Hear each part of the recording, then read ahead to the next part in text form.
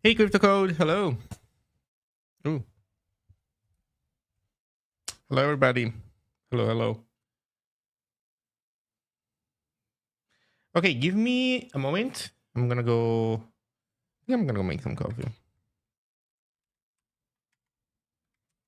and then we can start.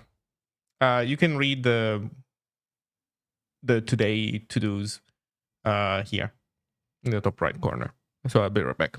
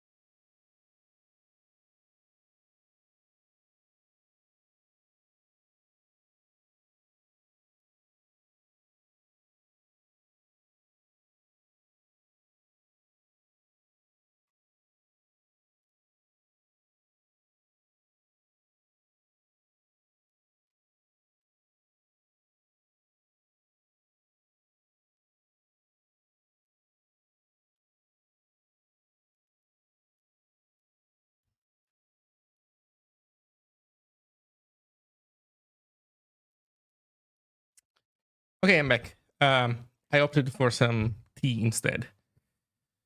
I was just watching yesterday's stream. Oh, nice. I don't know. I hope that you found something interesting there. So, this is this is a continuation of it. So, what is going on here, huh? What is going on is that here's what I wish I had.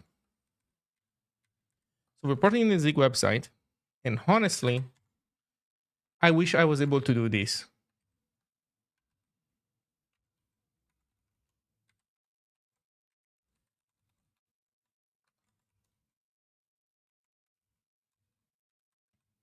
And maybe change this to sponsors, corporate, and sponsors GitHub. Well, actually, sponsors this, sponsor that is not even necessary. It's already kind of clear what's going on. So, what I wish I was able to do is this. And that requires making these two H2s. And that is actually fine because that's how semantically this stuff is supposed to be structured. And I wish I was able to say, when rendering, something along these lines. So let's look at the sponsors section.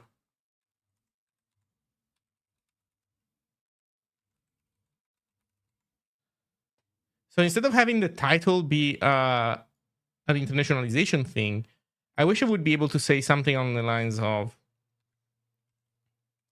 look, here the context. So I don't want to print it. I just want to select as the context. Let's say page, content, section, and then sponsors. And then here for the H1, I wish we could do something like,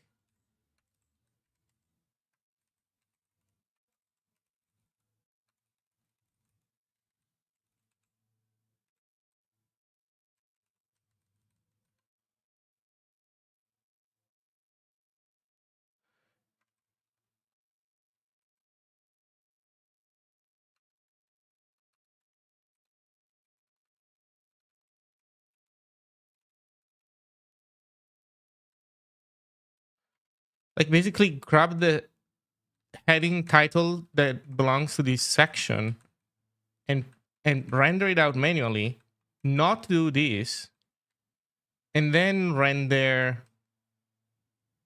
the two subsections from here.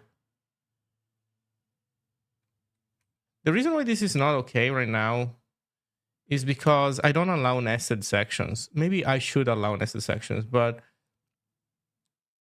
then you know what? Maybe this is a silly idea. Now that I'm trying it out, I'm not so sure anymore.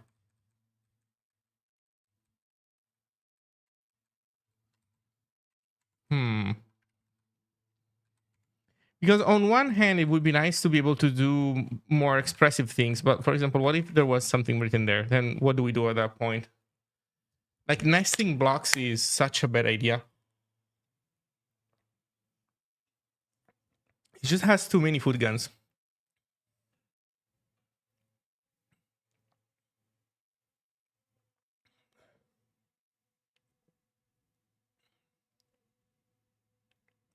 Maybe what we should do, you know what? Maybe the solution to this problem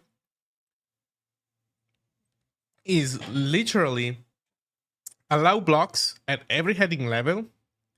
And whenever you encounter another block, that's when the previous block ends. And it doesn't matter what indentation level you're on.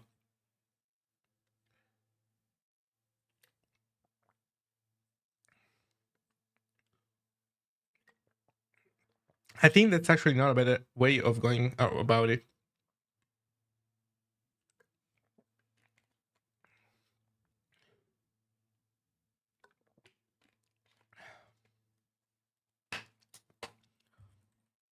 Maybe it's not such a bad idea to allow that.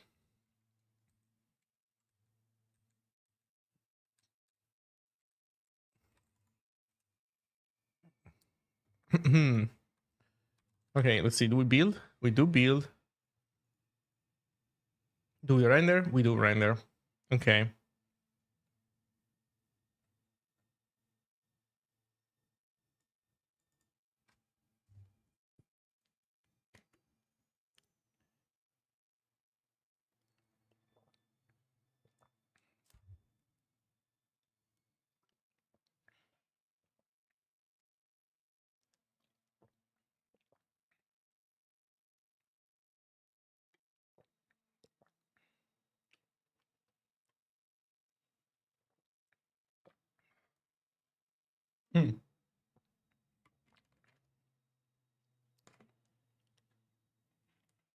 So I was thinking that this would have been not a bad idea, but man, trying it just a moment, it's enough to scare me away from doing that work. No, I don't want things to work that way. Okay, let's think about something else that we could be working on. It would be nice if we could render the output of running this program, because previously we were able to run programs and now we can't anymore. So yeah, it would be nice if we could implement this. And this doesn't really require any special support in Zine. It's just a matter of us figuring out how to make the build pipeline work, but it's probably a good investment. So, okay, you know what? Change of program. So let's make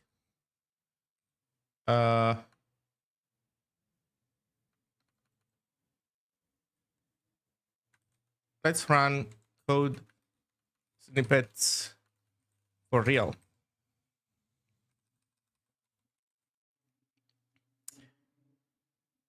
Okay, so how do we do this? How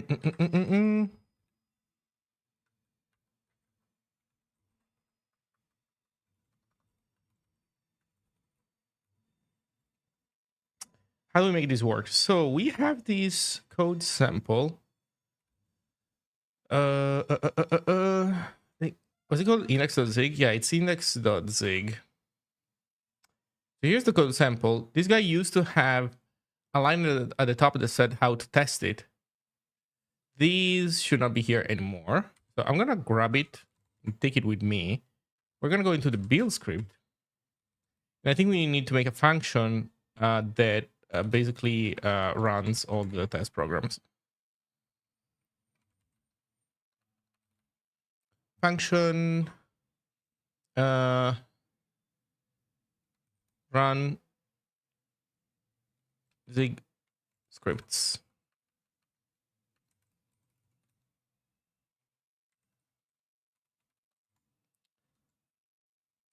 So that comment is going to become useful in a moment. What do we need here? So we need, I think the only thing that we need is a reference to a set of Zine assets.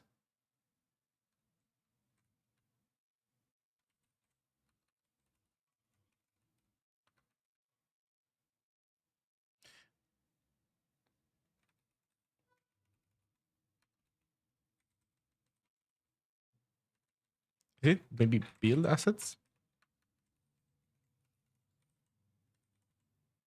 Oh, ZLS just doesn't know. Okay.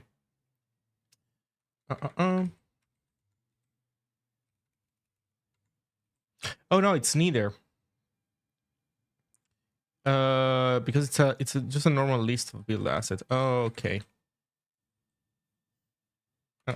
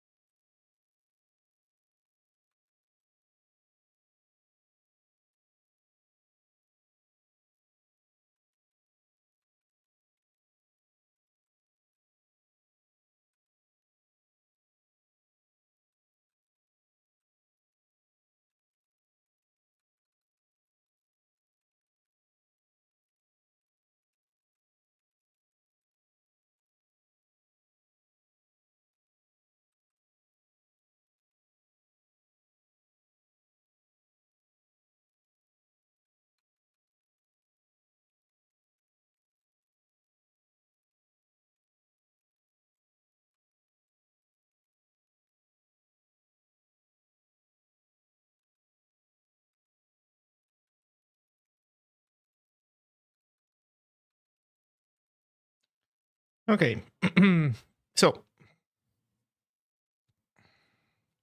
we need to depend on doc test. Is doc test like at all integratable in a pipeline?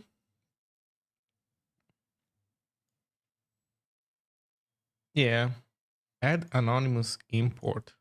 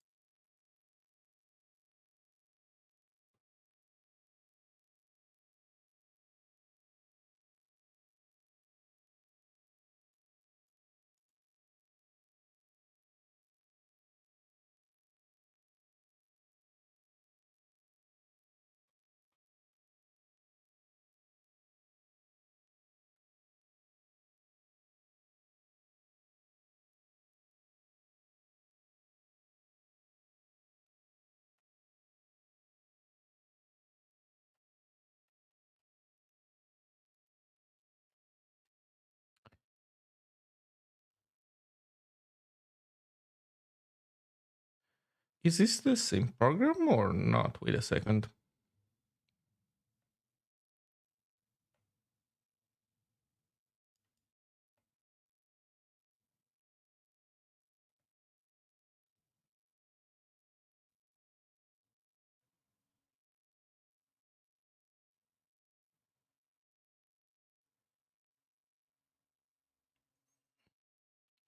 Code ID. Print output. Wait.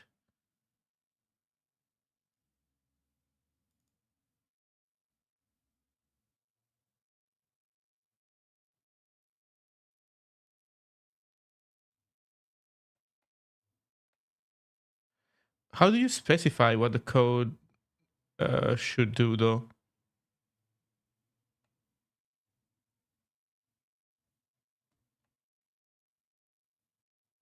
So Andrew had the original implementation of this code that runs code snippets, and then I made a fork of it that would work better with Hugo.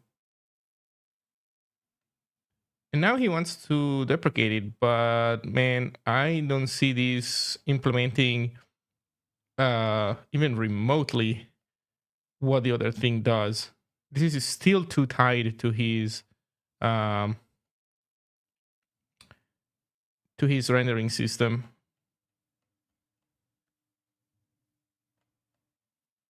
Yeah, I don't see how the other one could be deprecated without first implementing a bunch of stuff that here is absolutely missing. This is still too much ad hoc. Too much ad hoc. Maybe we should get rid of crap though. That would probably be not a bad idea just to make this tool simpler. But it's you know, at least it's vendored, so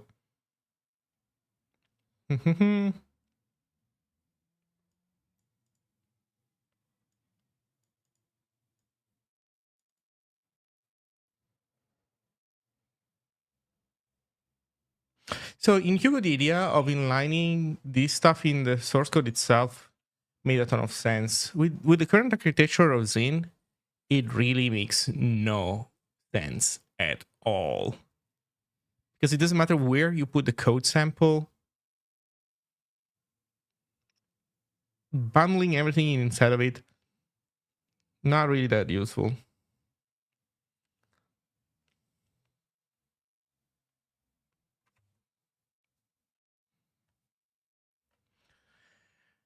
Okay, let's see if we can depend on this beautiful project. It doesn't have a zone file though. That is a problem. Probably needs a zone file. Although, does it? Maybe not. It doesn't have dependencies, so should be fine actually. So, oh,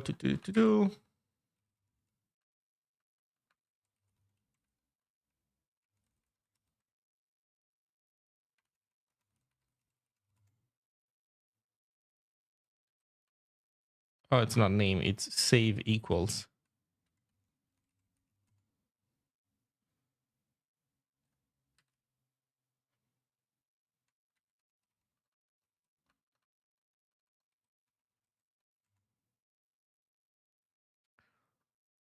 Okay. Wait, what am I doing? I'm dumb. No, Zine doesn't need doc test at all. It's our project that needs that.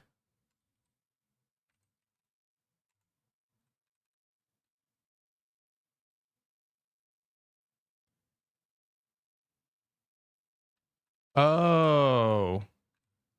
I was saying, wait, who's that competitor? Wait, how is this here already? Okay, so this is Andrew's testing routines for his own stuff. Oh no. Okay, we're like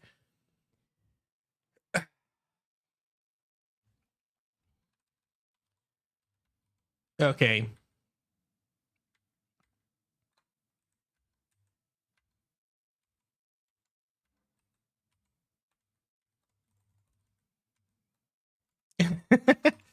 So what do we call these? Other dog test? Dude, it's the problem is that it's not the same thing. It's so different. This is doing a lot more things that they were compared to the other one.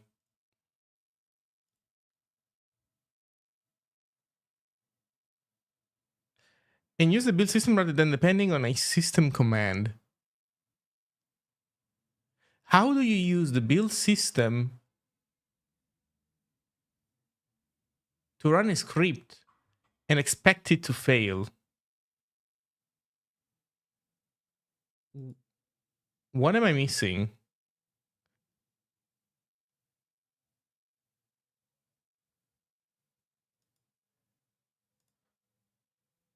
What am I missing?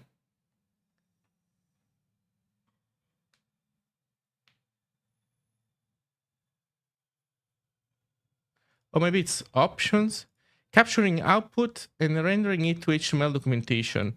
But where do you say that you expect stuff to fail or succeed? Also, options is not specified. What is options? Okay, let's see. Help, input, output, Zig libdir, blah, blah, blah. Unrecognized option, unrecognized positional argument. Source bytes. Parse manifest. Oh, that's where the stuff is. It's the manifest. These contains the juicy part, I bet you. Last index of. Oh yeah, okay, so this is using their style. Okay, that's where the stuff is. So this is their style of adding of doing these things. I mean, fine by me. That works. Okay. We figured out now where the stuff is hiding. Although this is probably doesn't have all the flags that I want. Because this is doing too much, I think. This is rendering everything to HTML. We don't want to render stuff to HTML already too eagerly, but whatever. Can we like not make it not render source code?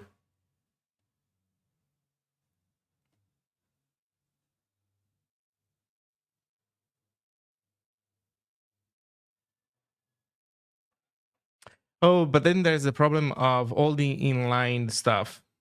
Oh no.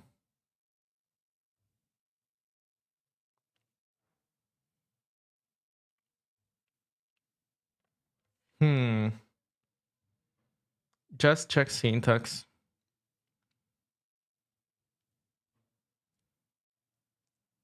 Syntax test lib object test error test safety exe equals.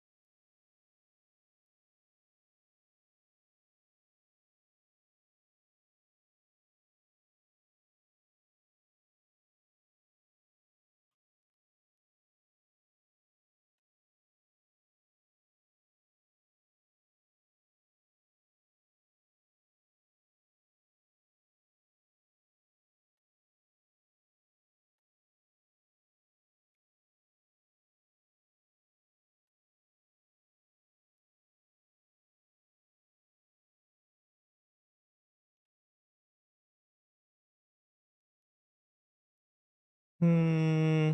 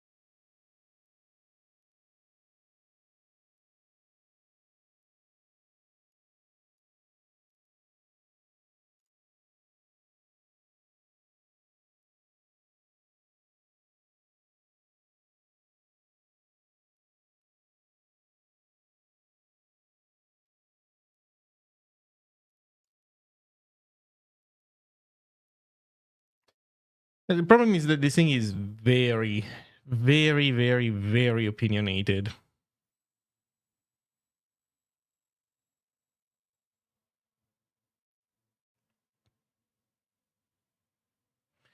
Fig caption, a citation, then a pre. Like he puts everything into a fig caption, which I mean, it's not such a terrible idea. That's okay. That's nice, but man, is it opinionated?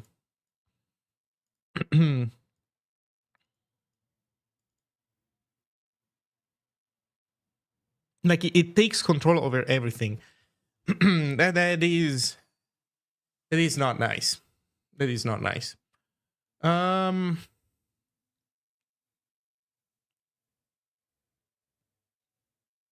But you know what? At least for the Zig website, I guess we can opt into this stuff and completely. And I mean, it's not gonna be the end of the world. Should be fine.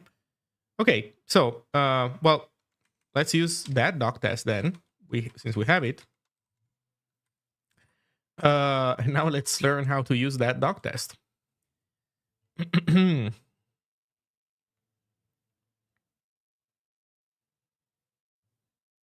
Doc test XZ, blah blah blah. Go to definition. Oh, it's passed in.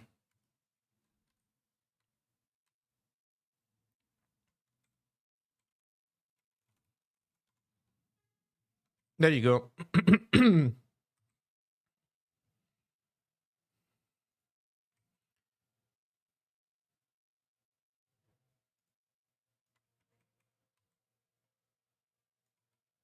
Optimize debug.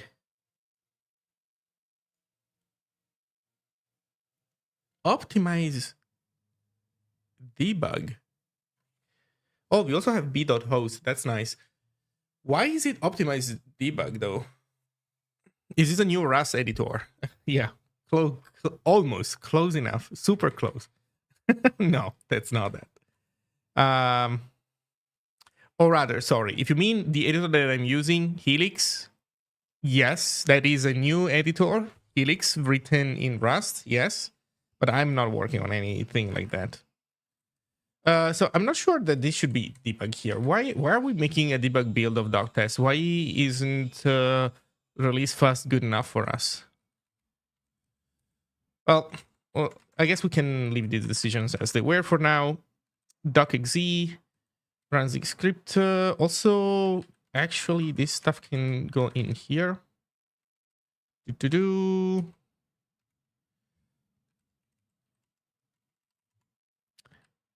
Zen Z something. I'm programming in Zig. That's a different programming language. It's not Rust. And I'm making a static site generator called Zine. One day I'm going to catch you doing some development with Flow. One day. I think that the day that I'm open to mess again with my editors, like look for new editors and shake things around, I will definitely give Flow a try. It's just that right now I'm not, like, I'm more interested in producing stuff than in tweaking my tooling, because you know, every time you tweak your tooling, like, you have to ramp up again with the new tooling. So I don't know, right now I'm just fine with where I am. I just want to bang out Zine and have it work. So until I get there, I'm like kind of restless. I don't want to take breaks for I don't know, to do like quote unquote introspection of my tooling. Okay, so we have the docs test step. We have the docs test XZ. We call the doc test XZ.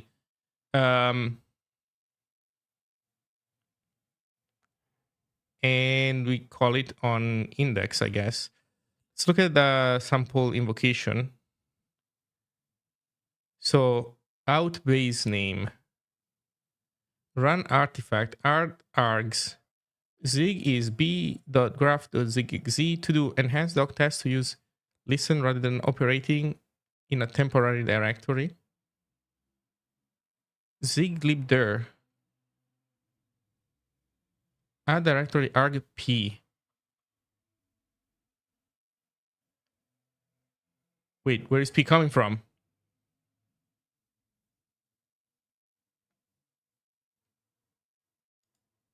Oh, this guy. Okay.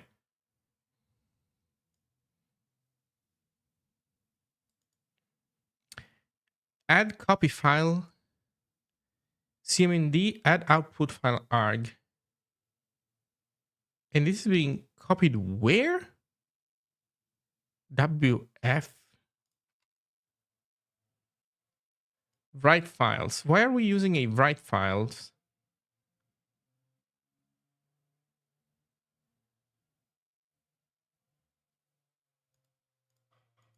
Well, you know what? We definitely want some of these, just not all of it.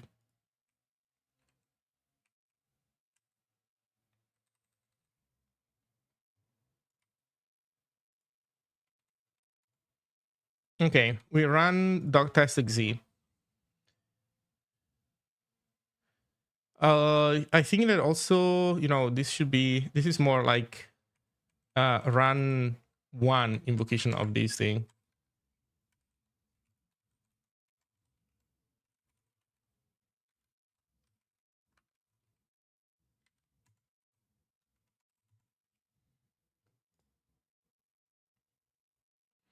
Most editors should be the less with their tooling and concentrate on getting code written. I mean, it makes sense if you don't find a place where you're comfortable. I had like a descent into madness at some point while I was like breaking apart pretty much every single thing that I was used to, and went to the depth of hell where I couldn't type anything and I couldn't get anything done, and then I slowly climbed my way up. And if your climb then leads you to a higher height than where you were before, great. It's just that, yeah, I don't know, for now I'm good.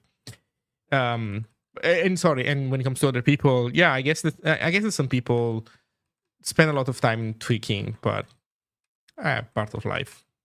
What it matters is that at some point you stop, right? So this needs B a ton.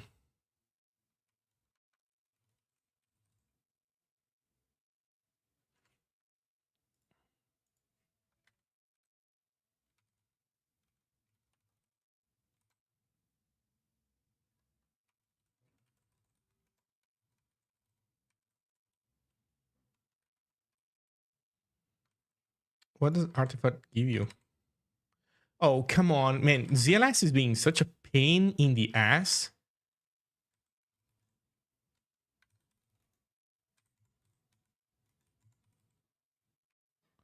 Step compile.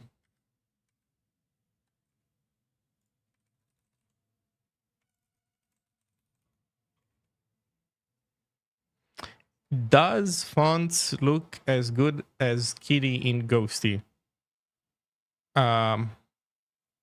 I think so.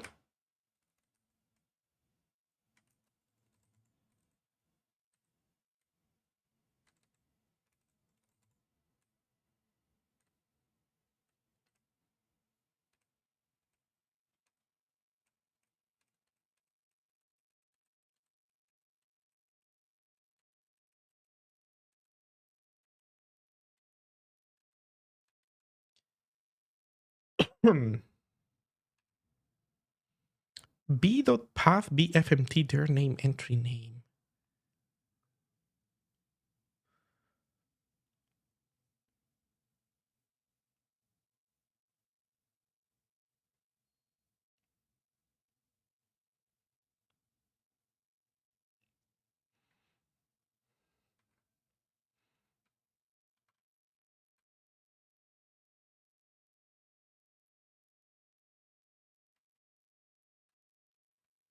Oh, wait, though, maybe we do want to do that. Yeah, we totally want to do this, actually.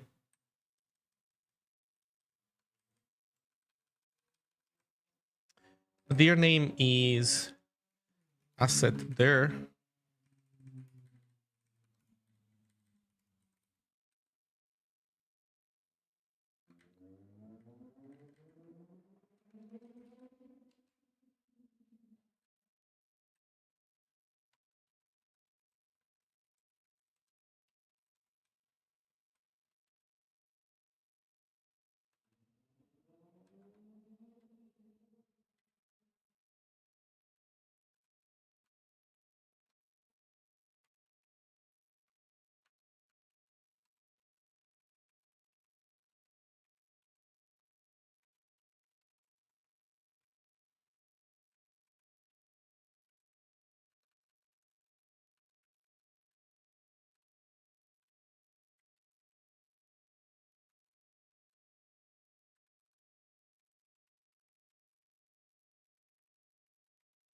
Okay, so we return a lazy path.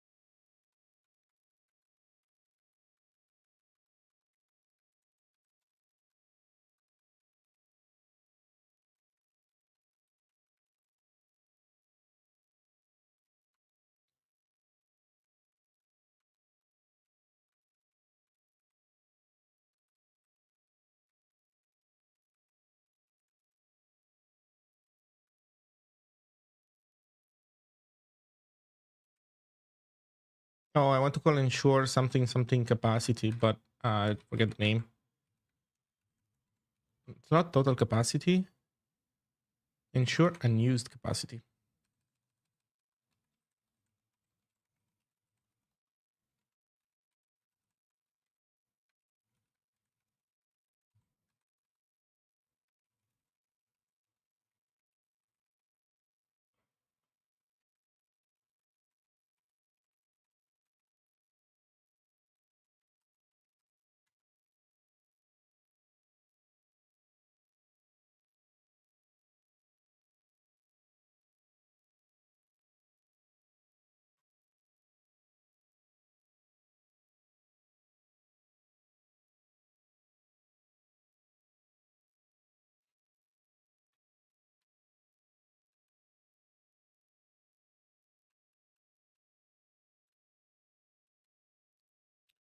Okay, so this is kind of how it has to be. Passing the assets. This needs to be a pointer.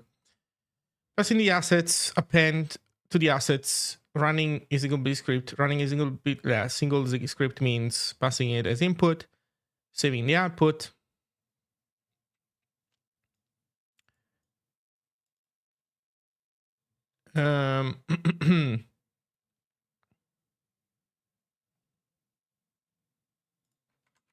Maybe these functions shouldn't be at the very bottom. They should be closer to where I'm putting my code, which is above the old code. That we'll have to understand what to do at some point.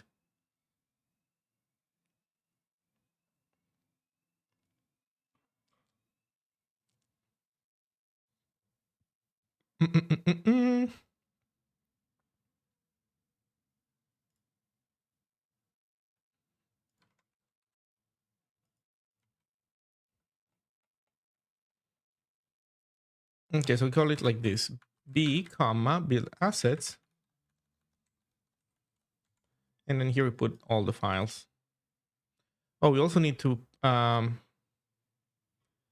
in the assets their path.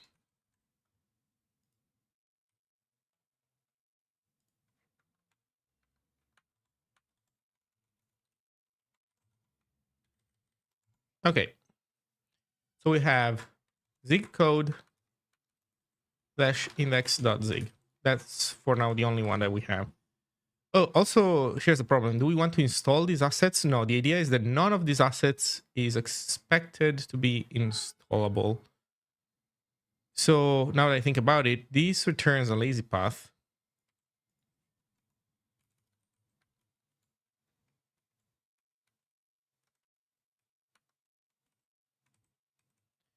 But we need to make an asset out of it. Huh.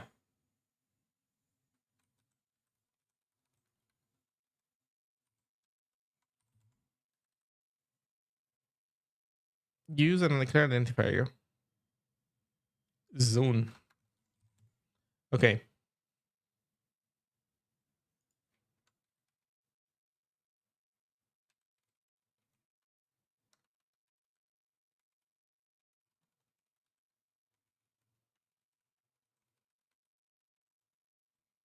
There you go.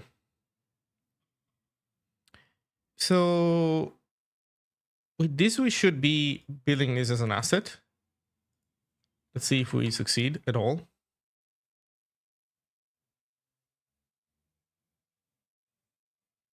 Missing manifest comment.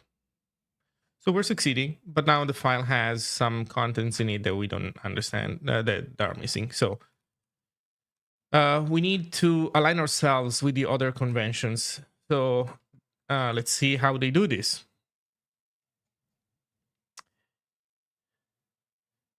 So there's a final comment that contains syntax test lib obj. In our case, it would be test. Yeah. So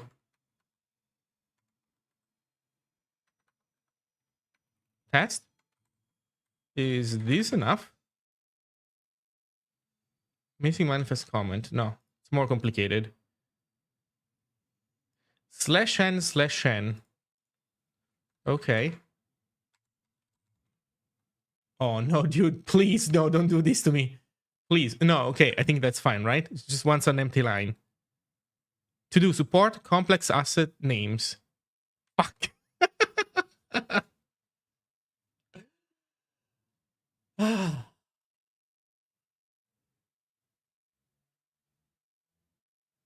Okay, let me think about it for a moment.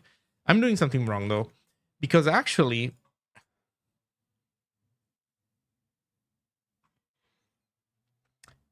I'm doing something wrong. This should be like this: assets/zig code. And I think this can just be index.zig. And now everybody should be happy. Okay. So now we haven't changed anything in the rendering because we still use the old rendering stuff. And now we also render this stupid comment. Let's go change that, I guess. So index. Instead of syntax highlighting this stuff,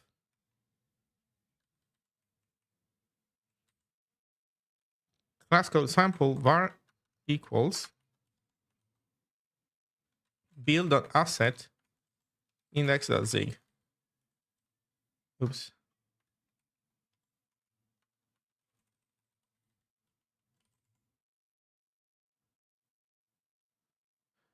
Script evaluated type asset. Oh yeah, dot bytes.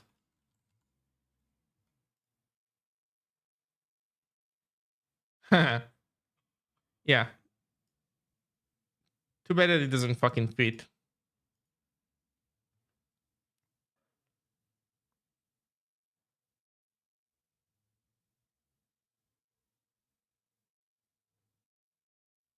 Too bad it doesn't fucking fit. So this figure needs margin 0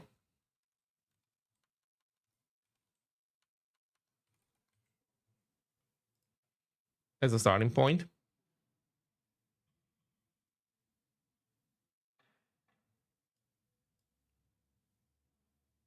The rest of the rendering is not even that great. Okay, wait, okay, basically we need to style this stuff. That's fine. So let's style this.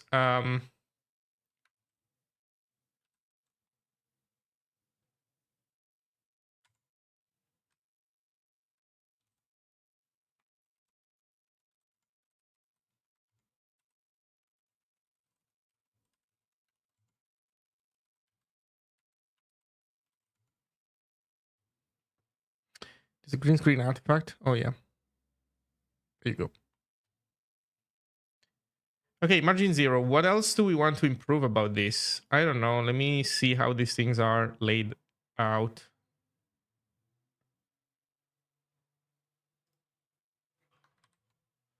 Of course, the server crashed.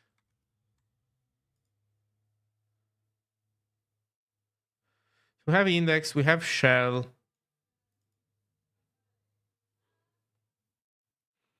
This should be styled differently. Oh man, the syntax highlighting is now out of whack. Right, because now we are back to the old syntax highlighting system.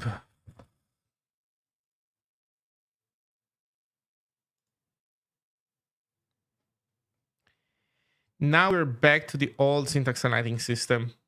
Can I do enough? No, I was hoping to be able to undo enough to bring it back, but maybe is it in style.css? Can we undo enough to bring it back?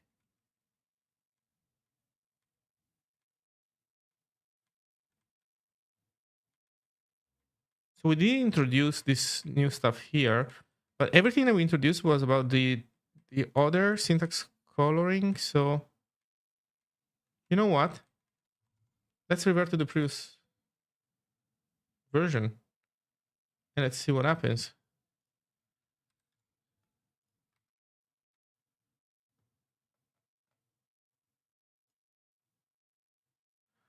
Okay, we're back also to the old syntax highlighting.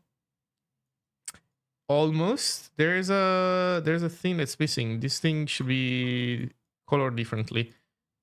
How come that I can't undo enough to get that back? Honestly, I don't think I changed anything in here.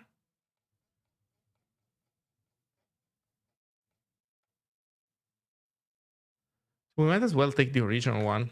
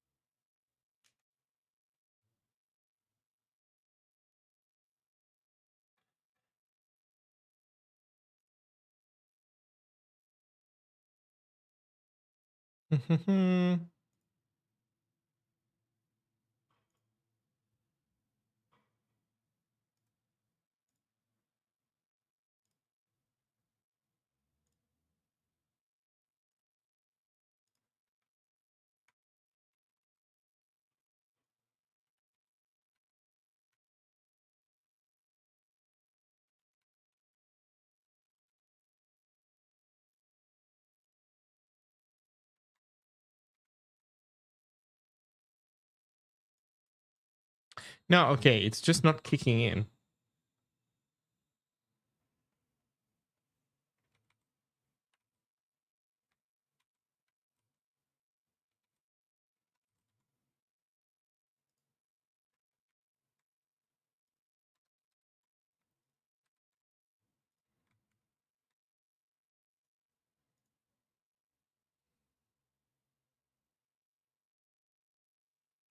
Class talk comment. We don't do syntax highlighting for talk comment.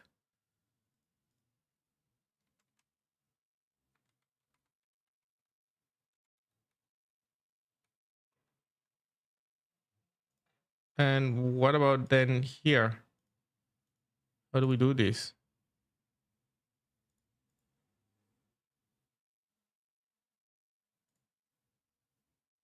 Oh, there you go. This is rendered differently because they changed how these things are rendered in the meantime. I see.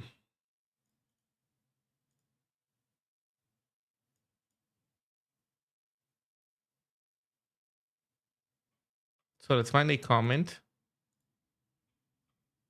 Talk comment. Color AA7.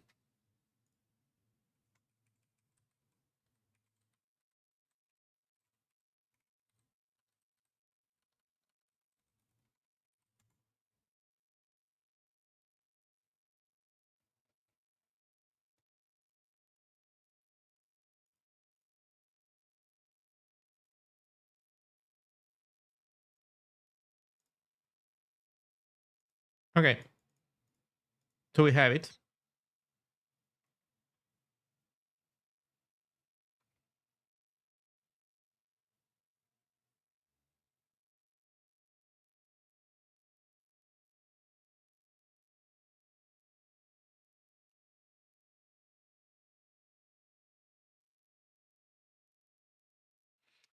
Maybe what we could do is that these things are provided as tuples of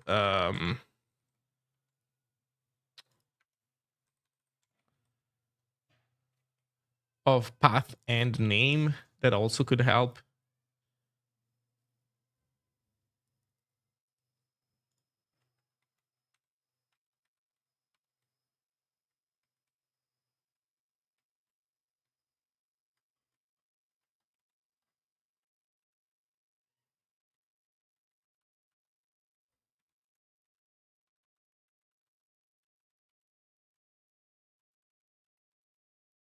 I guess it depends.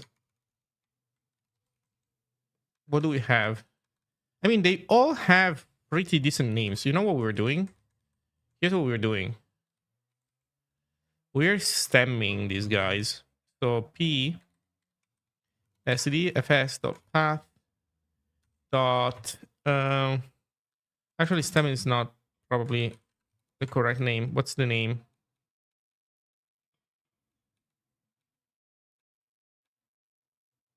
Not their name. Base name. Relative extension. No. Stem.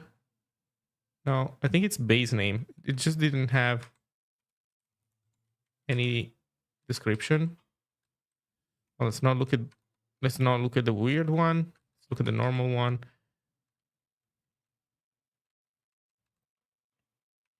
Yeah, I think this is it.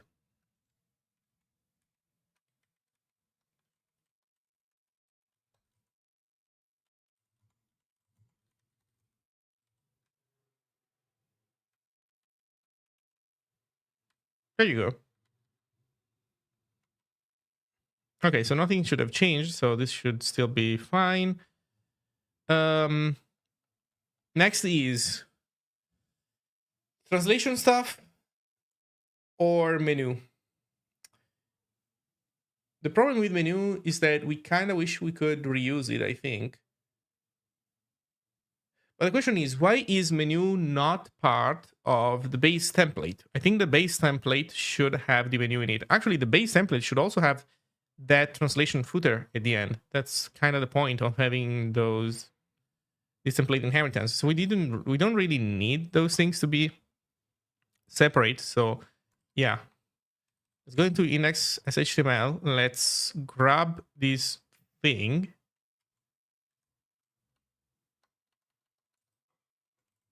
And let's go to base.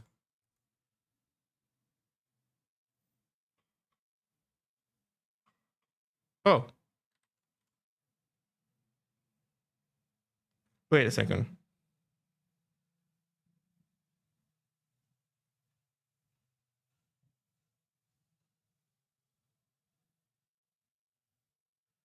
If it's translated, reference news list. The ID, language menu, footer translation, translations, language name.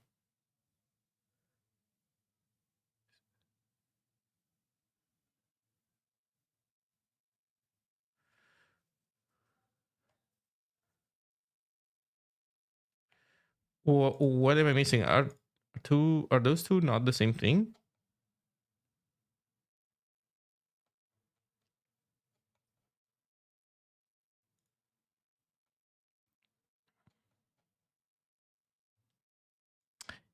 Okay, no. This is this. This is this.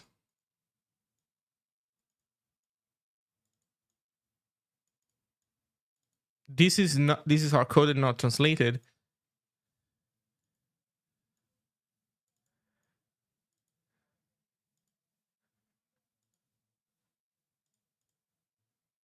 Okay, should those not both be in the base page? They should probably be in the base page. Ooh, may not necessarily so. Let's look at another page though.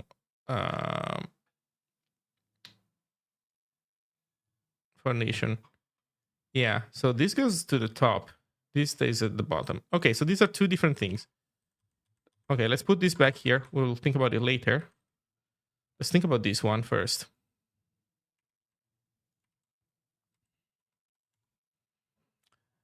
Okay. If the page is translated,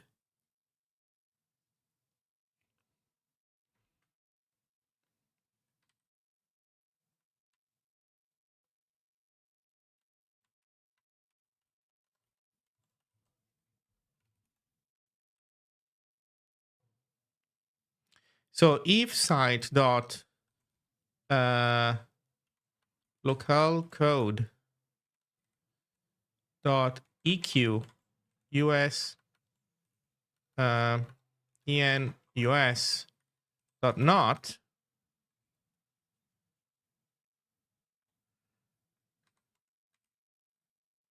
and this is saying if we're not in the new list layout, we can actually check for that. That's an interesting check, but we can actually do it.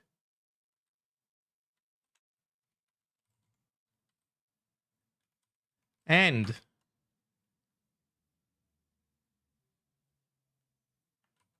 $page.layout.eq. We don't have it yet, but like news, once we have it, it's gonna be, I don't know, news list.shtml, not.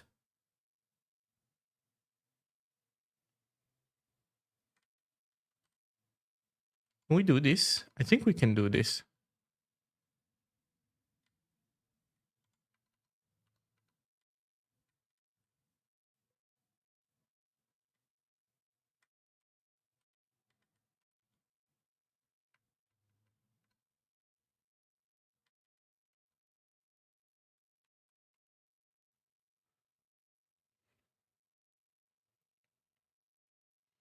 Technically, this should go here.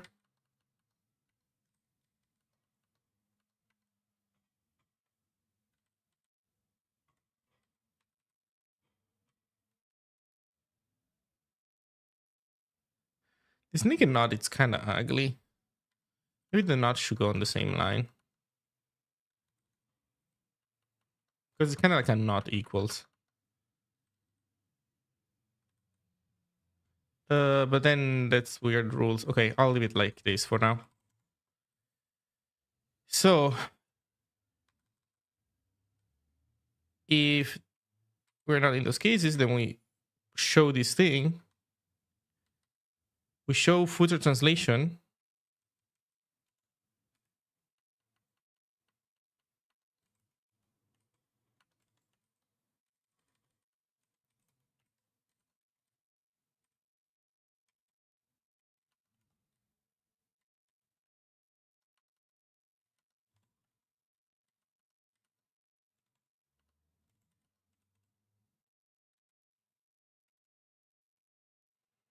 And then for each translation, this is printing the language name.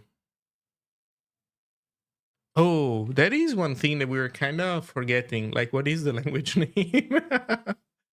we're not saving the language name anywhere. But that's fine. You can do it yourself with your i18n thing. So like, you don't need special support for that.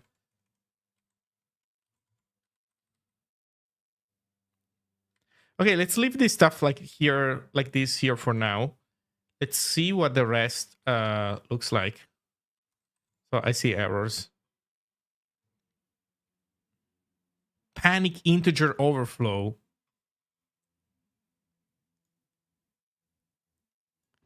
Oh, I know why this is happening. This is happening because we are going multi-line, and this thing really doesn't like the idea of us going multi-line.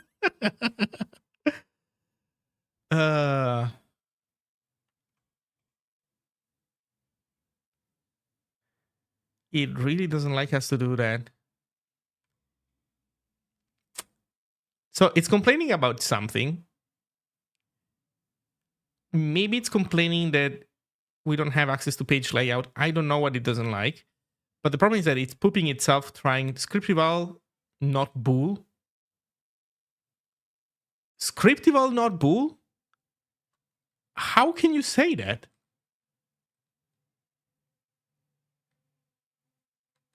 Well, I guess there was an error. That's why it's not bool. The problem is that it's pooping itself trying to print an error. Okay, that means that we need to fix super HTML.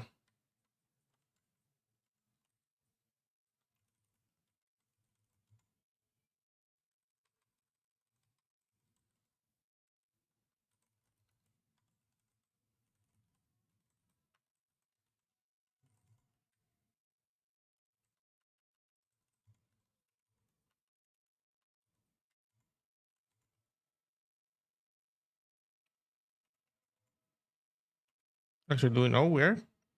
Yeah, errors 71. Okay, I knew the file already. So this is the problem. The problem is that we cannot. Right, this needs to account for the case where the span is multi-line. How do we do this?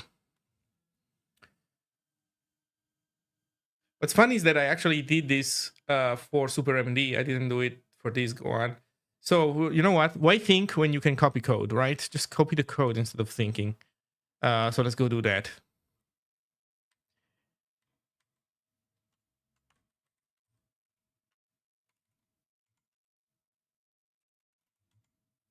No, it's in layout.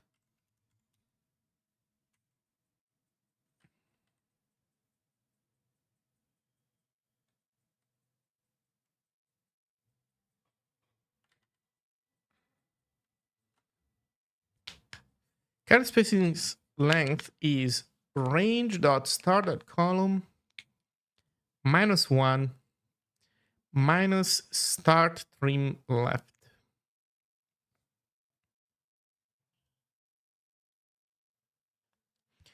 Why is this not causing a underflow? Well, here it is causing an underflow. So start trim left means that we trimmed a bunch of lines, a bunch of spaces to the left.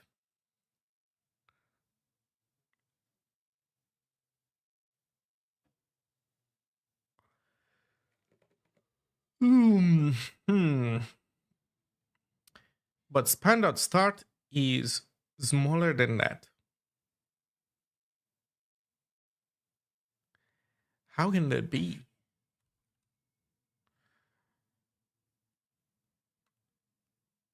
This is doing a range start call. It's the same thing?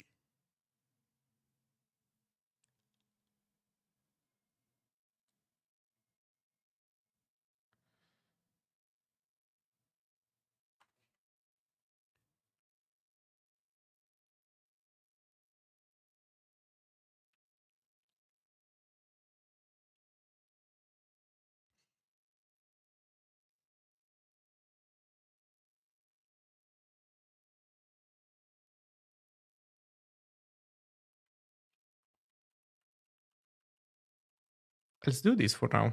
And let's see what the error message becomes.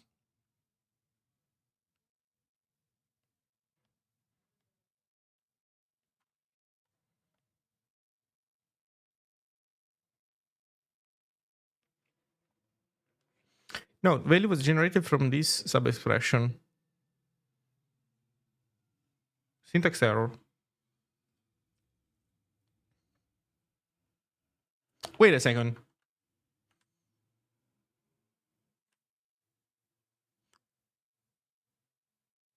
Wait a second. So, oh, it's the .eq. Wait. It's the .eq. Oh, but you know what? It's the new list.eq. No, it's the other .eq. So I can see Scripty complaining about this, maybe. But it's not complaining about this. It's complaining about this. What?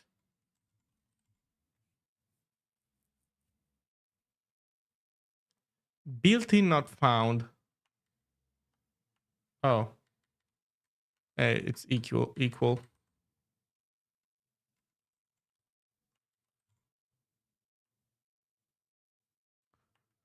Okay, so it really doesn't like us. It really does not like us to put stuff on new lines. How come that we were able to do this in SuperMD though? I'm a little bit spooked now.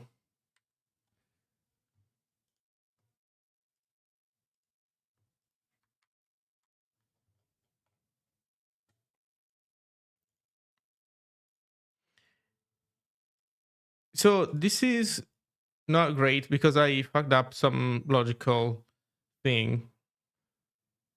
No, I haven't fucked up anything actually. It's just that I'm looking at the English version. Let's change this to something that falsifies or truthifies, whatever. Something fies this thing.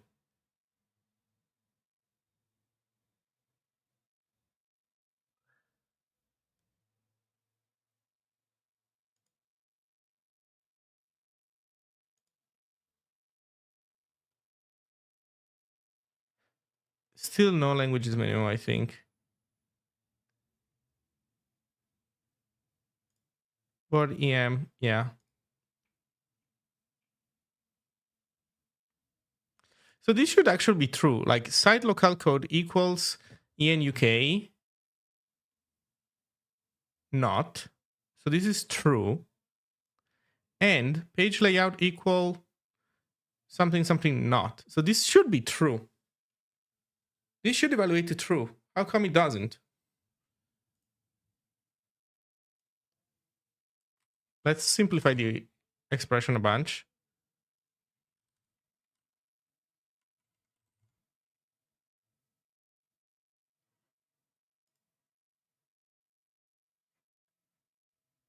Okay, and now this causes us to reach another error. I think that there's something weird going on because this should work.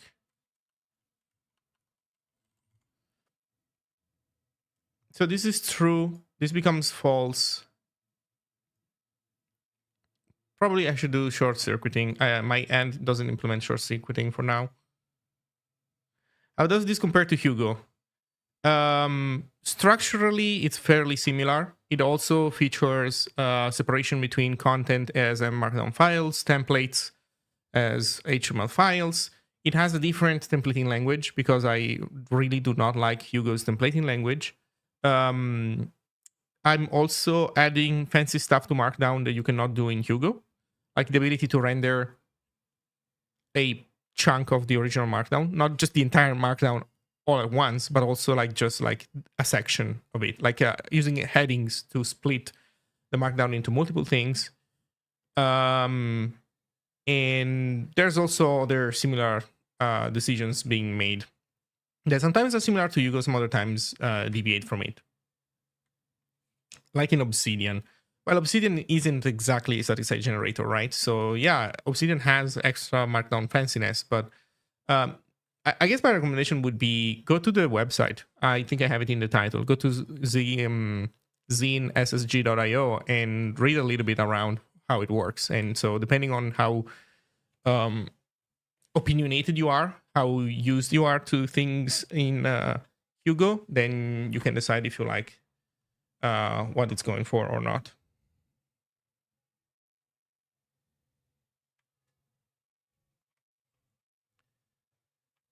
So, for example, the templating language, you're looking at it now.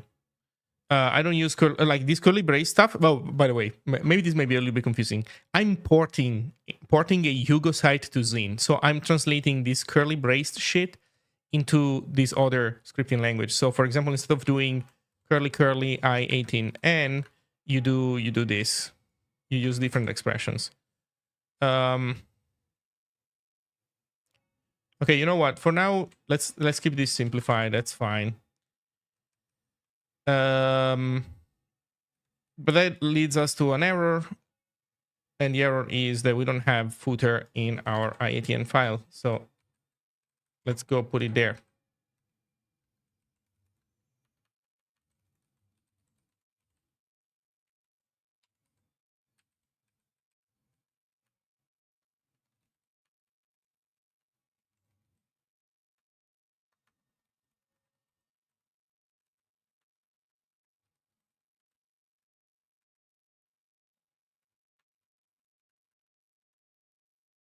And I forget what is.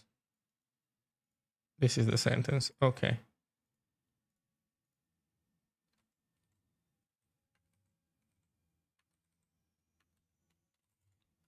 There we go.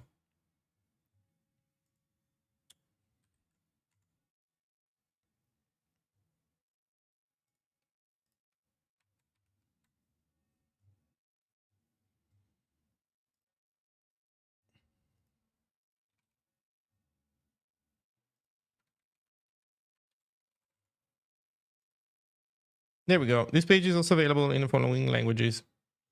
We have a colon. We didn't even have a colon. Let's add a colon.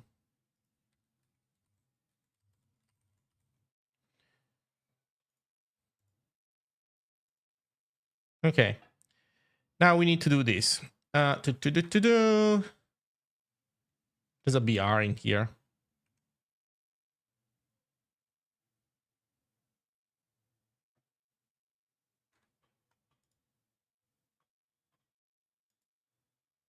Hmm.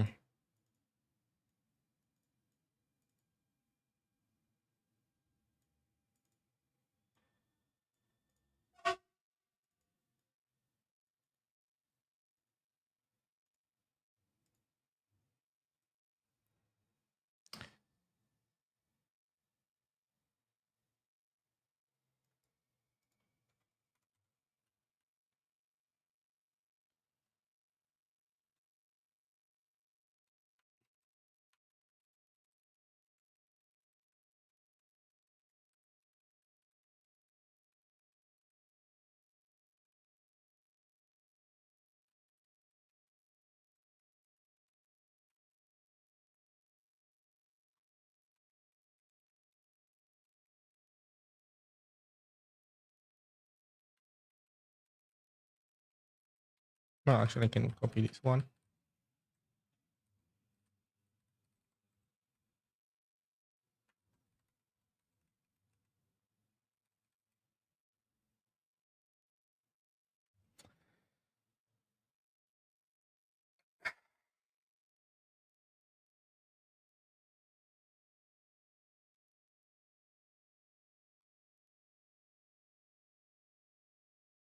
Do we really should we really add a language name to that thing? That seems silly. Yeah, now that I think about it, I18N doesn't. It's not a good place where to place this stuff. We do need a language name. If we want to be able to print language names, we need a language name to be provided. Yep.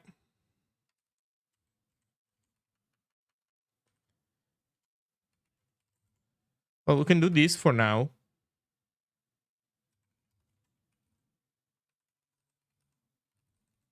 But that's not what we wanted to show.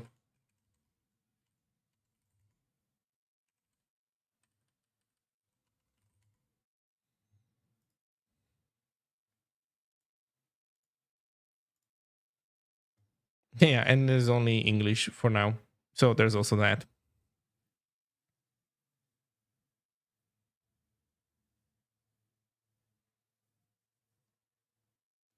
Let's add a second translation. We're not gonna put much stuff into it, but just to test stuff.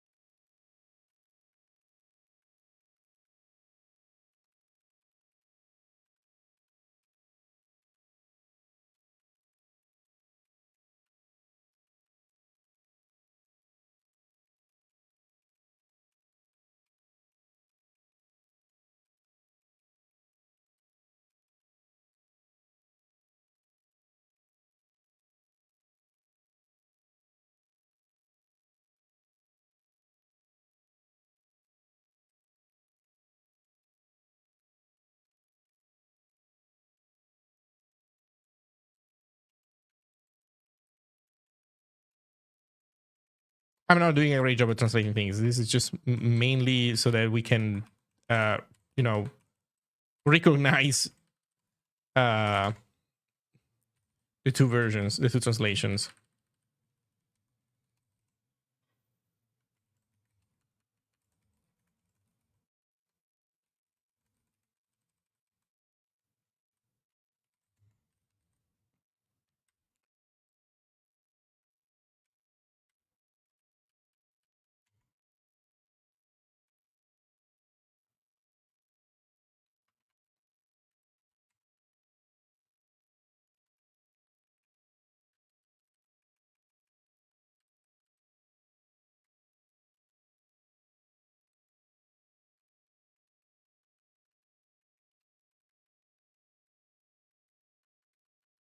Hello, Larry.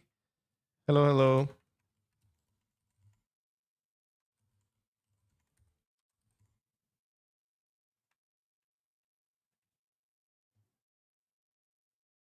Final found. IT is a game. Fair. That's a fair complaint.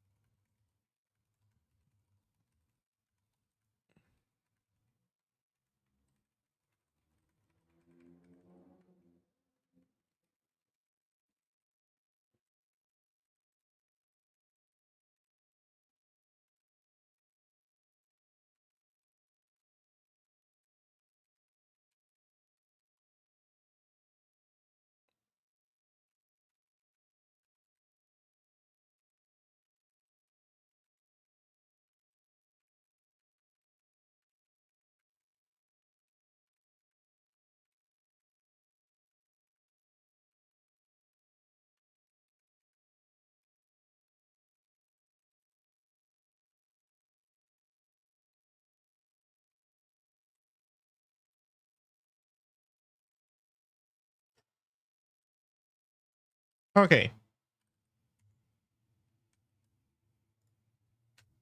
There we go. So now we have also Italian showing up, which is great.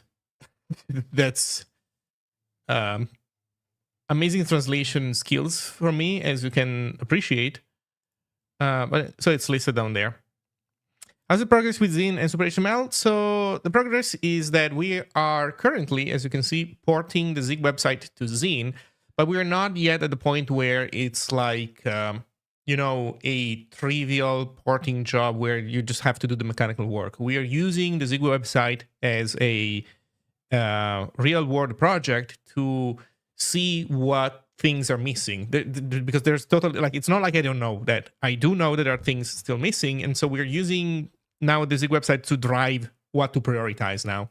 So basically, as I port more of the Zig website, I notice things that are missing and I implement them. For example, one thing that I noticed just now, a lot of things, it's actually, they're already in place and it's fine. I like it. For example, we have the ability to build scripts and run them and display that on the front page. This is printing elements that in my opinion shouldn't be here. This is a little bit too opinionated, but that's like, let's just say that this is more of a, I would say this is Andrew's problem more than mine for now, because he wants to move to his tool that does this stuff, but he hasn't had the tooling for like toggles for switching certain things on and off. So it's not perfect, but it's like, it's workable.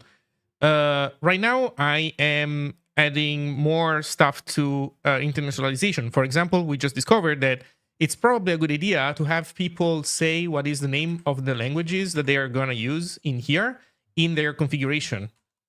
Let's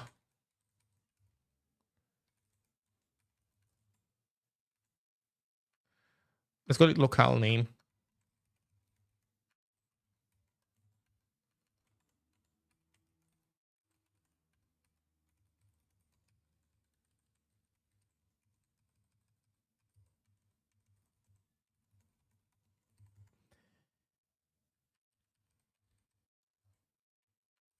So as we discover new things, yeah, we add them, we fix things.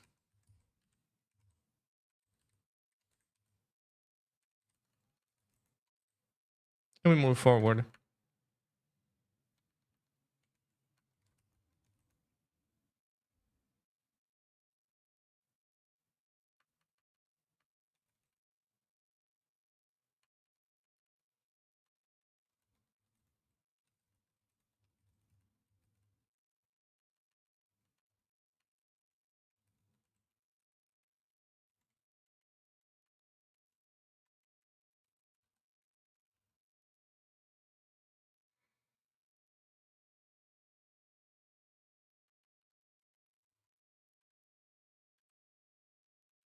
So now we have this property in here.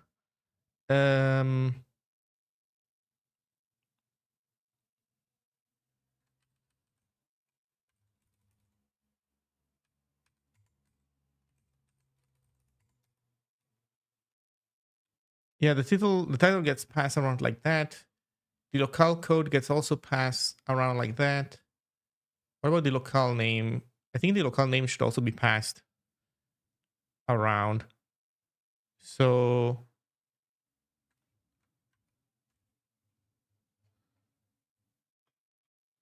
wherever we're passing locale code, we also want to pass locale name. Long story short.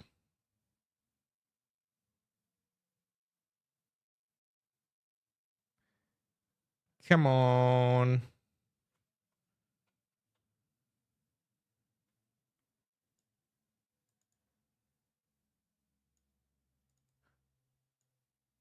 Oh, are we deriving the locale code?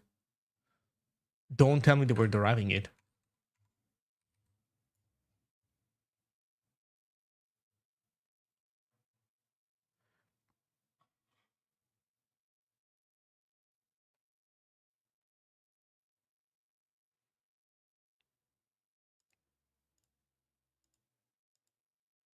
Yes, we are deriving it. God fucking damn it.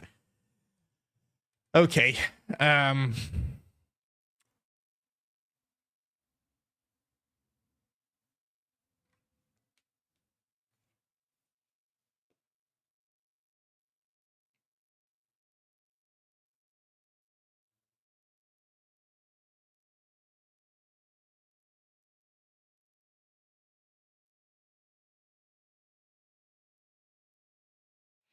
yes, my editor has a search function, but the arguments get passed and like digested a lot as they go through things. So it's not immediately as easy as just searching for a name. So I guess we want to pass this as another argument. I don't see another way of going around it about it. Can you use a Super HTML already as a drop-in replacement for HTML LS?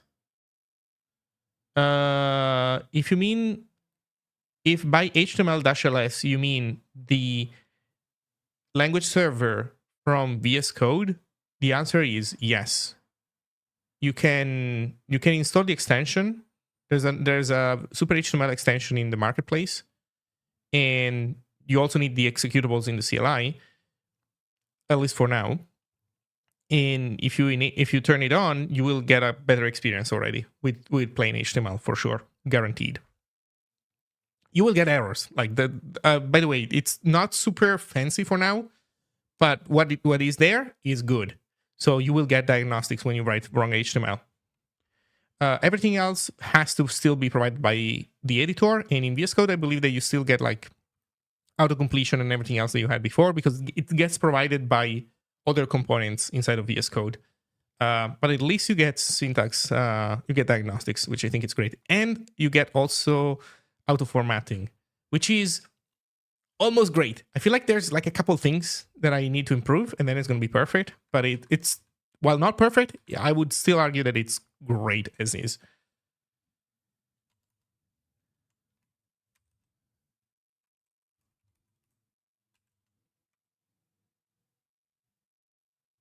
So we want to save the locale name.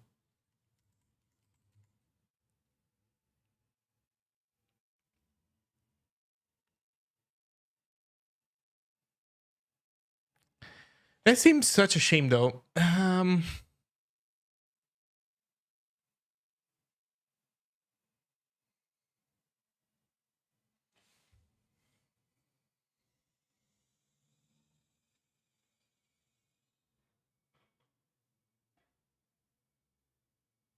Although we kind of would like to have a map somewhere else. Like the locale name isn't something that depends really on the page itself.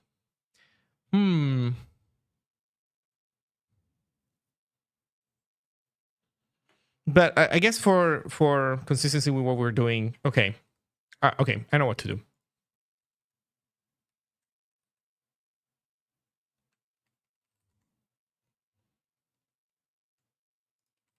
Add all steps.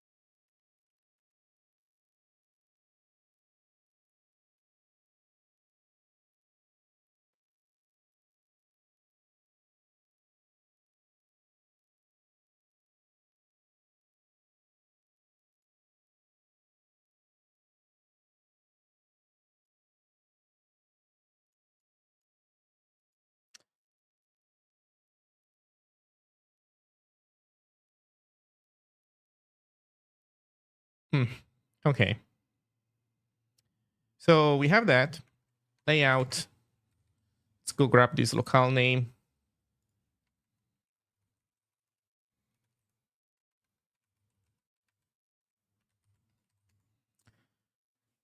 Okay, we want to place this bad boy wherever we're placing this other guy.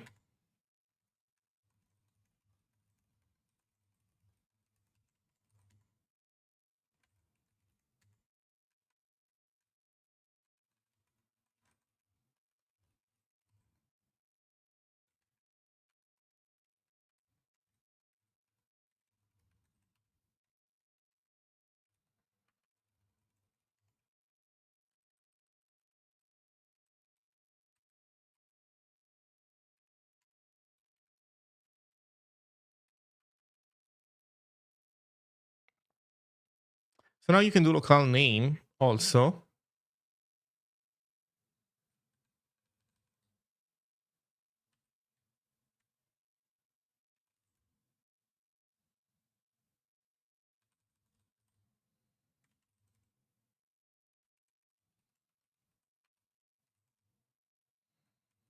This example should be different. I don't know.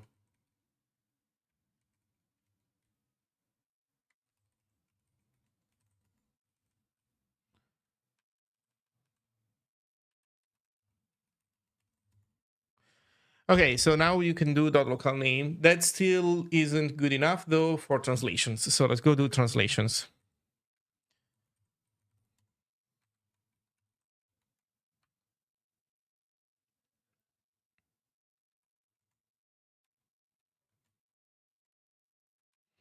Okay, translations. Link title. Translation IT. Meta translations. So translation goes into meta. So in content.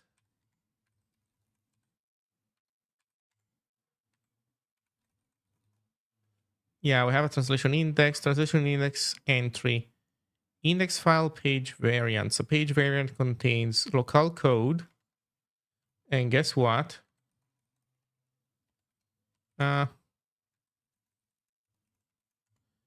Guess what? Locale name.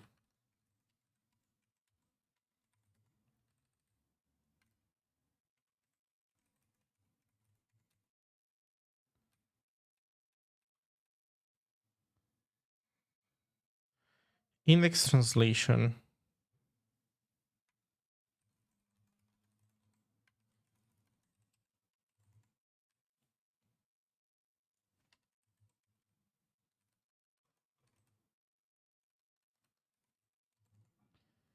Okay, who calls this guy?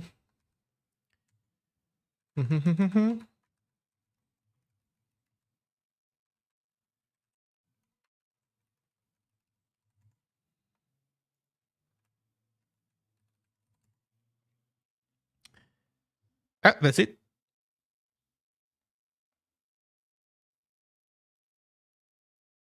That is it. I think the translations need a better indexing system, but for now, this should do it. So that means that now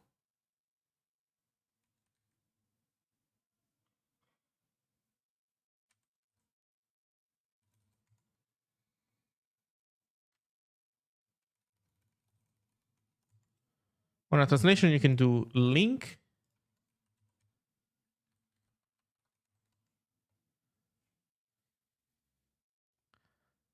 To get a link, locale code, locale name, title, meta URL.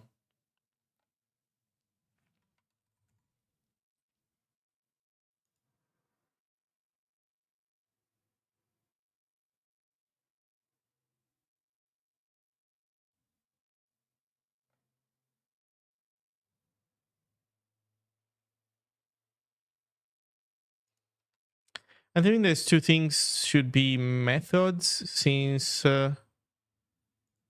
maybe not. Okay, let's leave them as is. Let's see how it goes now.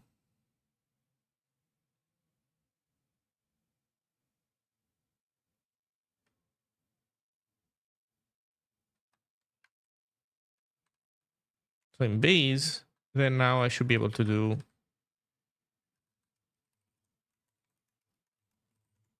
local name. There we go. English, original, Italiano. We did it. So we have another piece. Is that sentence supposed to not be translated? Oh, look at this. This sentence is actually supposed to not be translated. What do you know? So that means that actually, I mean, that makes sense. That's fair. So that's not a, yeah, that's not this thing.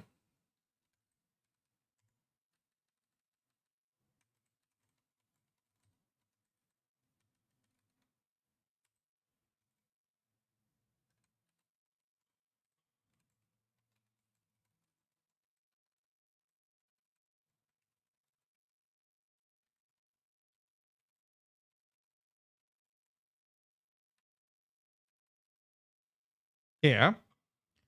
And here we delete this. And here we delete this.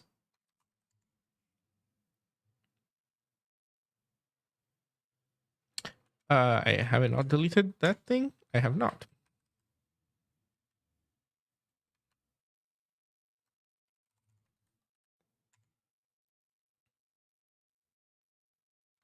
Okay. Well, this is the online one. Let's see our version.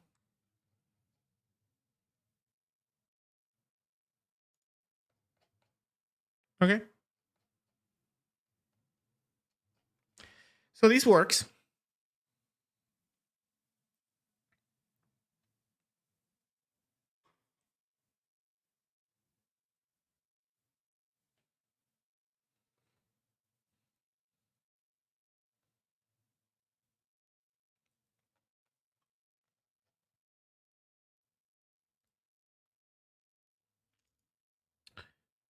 That is nice.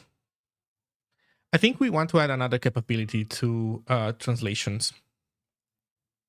I think to translation, we want to add not single translation, but translations.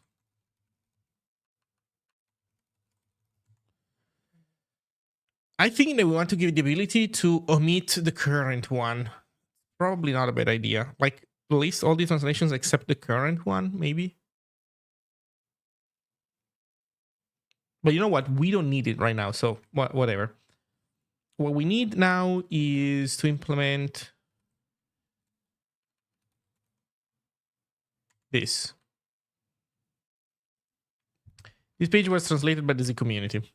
See the original version.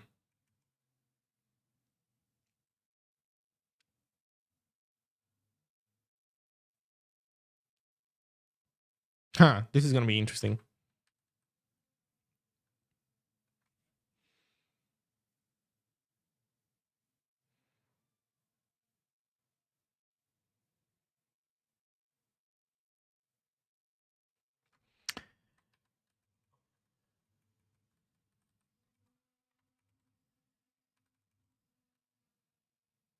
So this needs to go inside one level. Then if any lang en.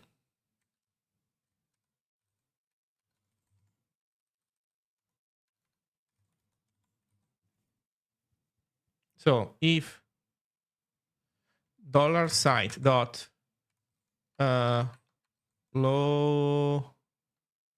local code dot equal US en US actually dot not, then we want to display the content range where translations languages of lang equals en. Yeah, break. They have the same problem as us. They want to be able to grab a specific translation and say, give me a link to the version of this page for that translation. Because now we can list them. but not... Huh.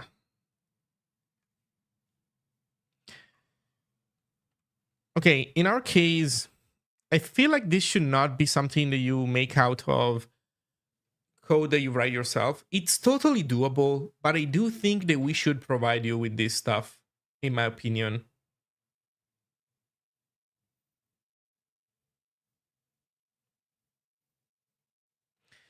So let me think.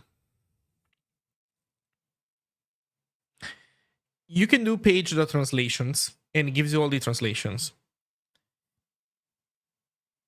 Maybe we can do page.translation without an S, and it accepts a language code. And then that's like an optional, maybe, that you use with if.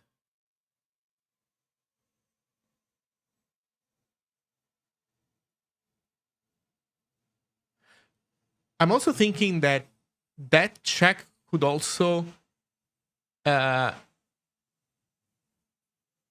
contain the check, like that function could also contain a check that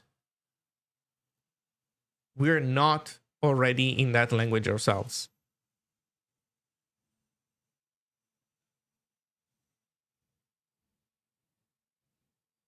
Huh.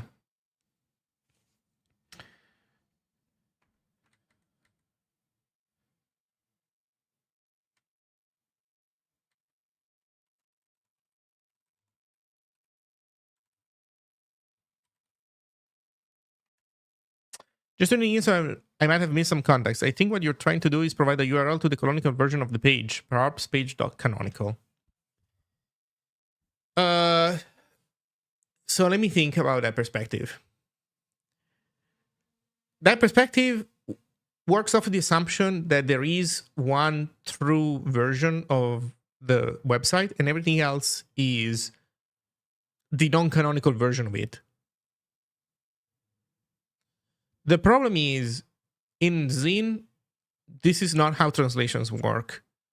This is how translations work on the Zig website. So maybe this sounds confusing, but the idea is this. In Zine, the static site generator, different localized variants of a website are not... There is no main one. They're all like on equal standing, in a sense.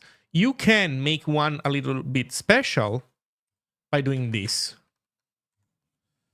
When you define all the variants, you can create a variant that doesn't have any prefix so that you can have that be the default variant, which in a sense, that's your concept. That's your canonical concept. It's just that it's like weaker in a sense because we are just placing one translation in a privileged place, if you want, like in a privileged subpath, which is just slash. But other than that, it's not any different than the other ones. That said, on the Zig website, things are different because on the Zig website, the English translation is absolutely special compared to other translations because it's the official one. All their translations are done by third parties, are done by the community, so they are like less trustworthy than the official one, and we want to make that clear.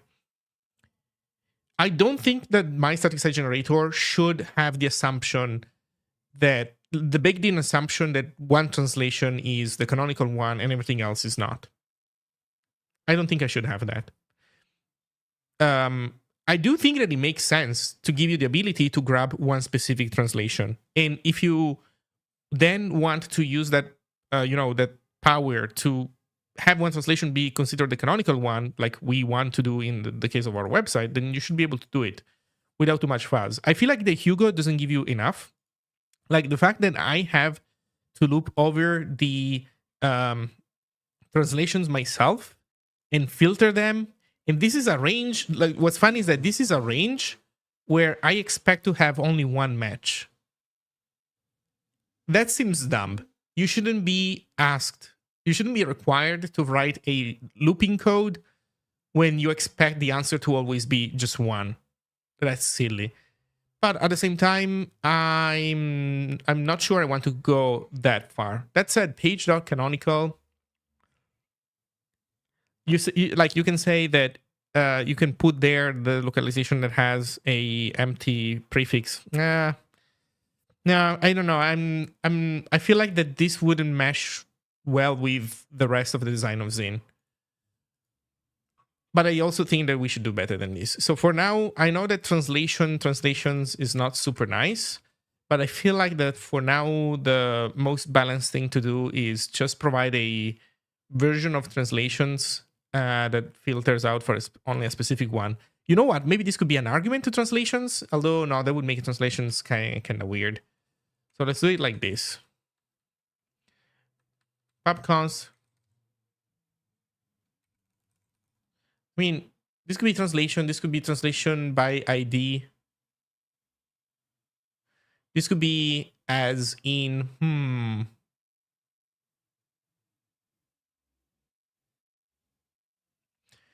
I see what you're saying. I was just reading more on canonical URLs, and it seems like there's more related to similar URLs with WRT CEO, SEO, rather than specifically differentiating between translated versions of pages. Yeah, and actually, canonical might make more sense as in relationship to this concept, in relationship to no, I don't think we're going to see this here. We need to go to page. A page has also alternative versions.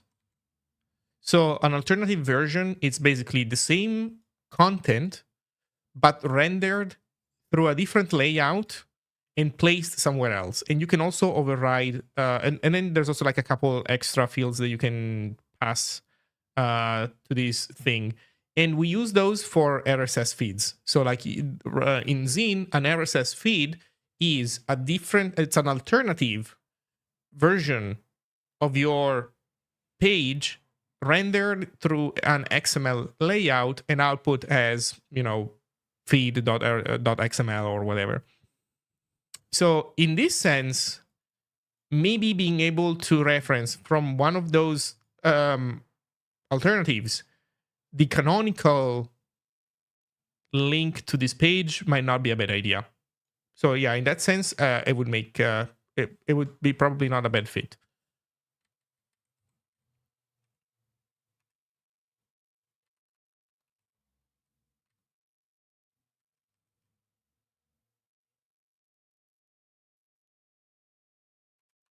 Or we can do page localized. Page localized in US, something like this. Also, translations is kind of shitty. We call these things localized variants everywhere else, and then the build team just calls these things translations. Maybe we should call them something different. In any case, localized returns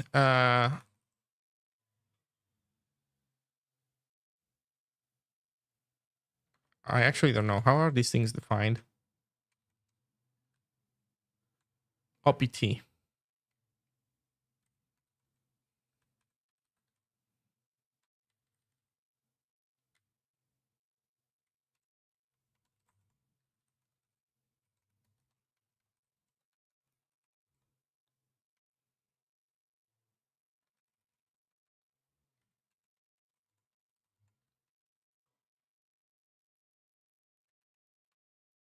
I think translations should really transition to a different name.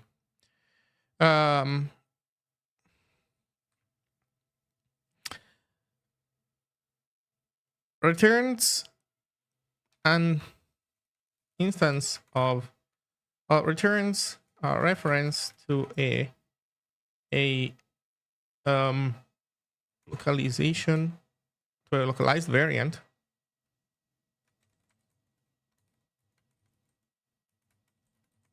Returns a reference to a localized variant of the target page if present.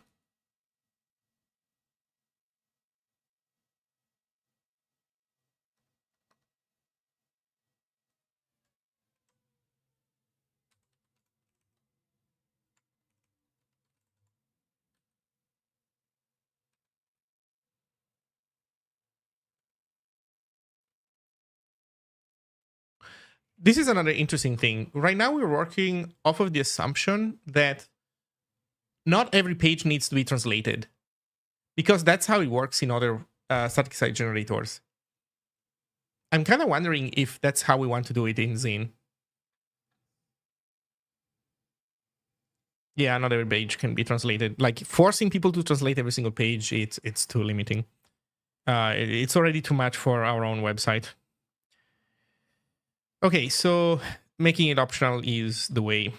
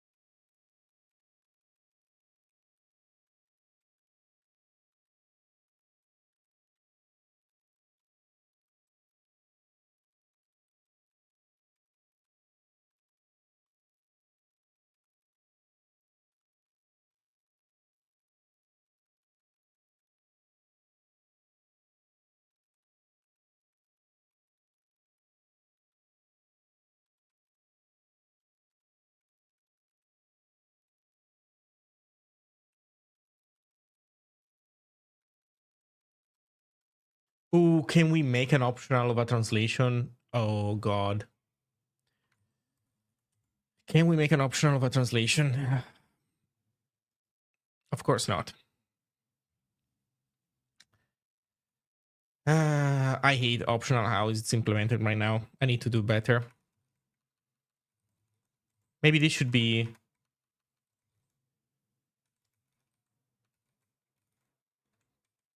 Maybe this should be my next thing.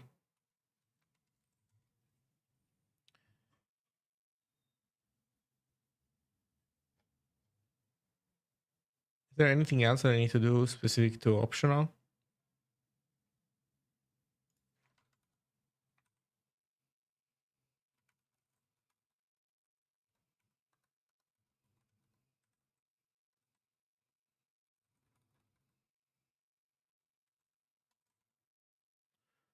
Oh, hopefully that is good enough as I just did.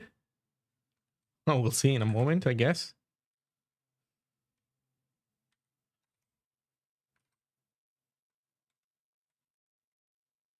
So this is not enough because this needs to be dot optional.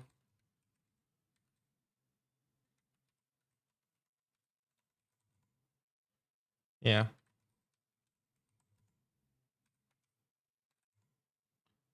Expected type translation found context-based translation. Oh.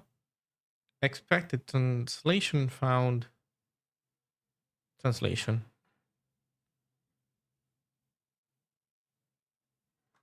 We should pass it by pointer. That's actually not a bad idea.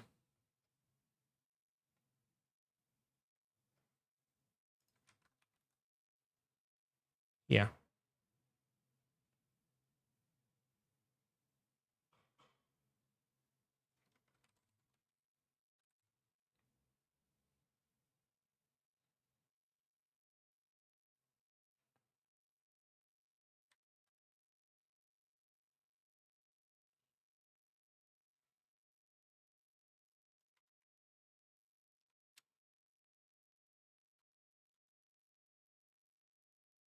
Maybe we should not.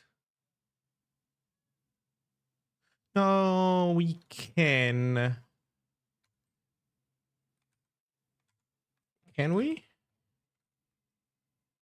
It does have pass by ref. It does have pass by ref. This is a pointer here. Optional.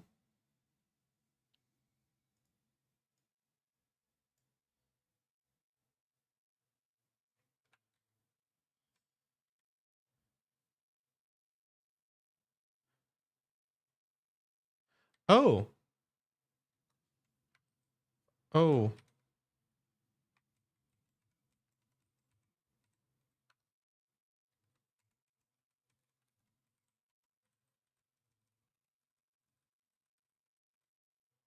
Of course.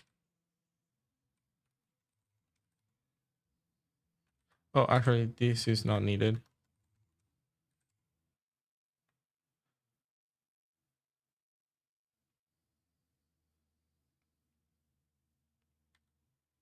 God damn it, it's const. Why is it const? Wait, is it const? Shit, it's const. Okay. I mean... But if I take off the const, then that thing... no, and that thing, it should be still be fine, I guess. Okay, let's see what happens now.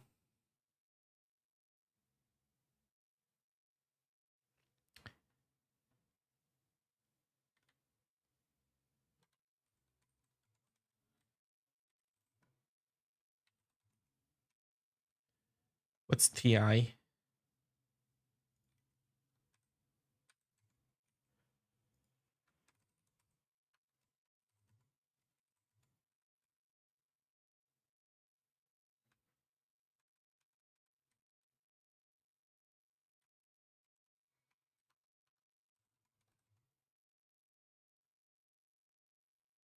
Okay. We solved our consonants problems. So now we should be able to do this.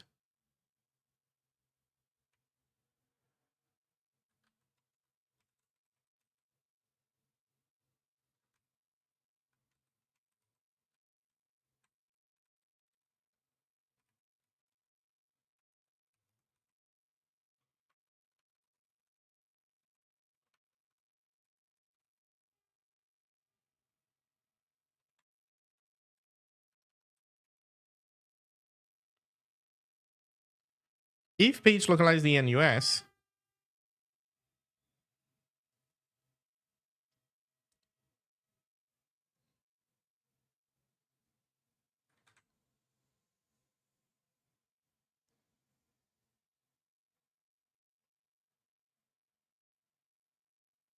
yeah, maybe we should, there should be like a second argument. Maybe they should return null also if we are already on that same page. So that would allow me to simplify this thing a ton.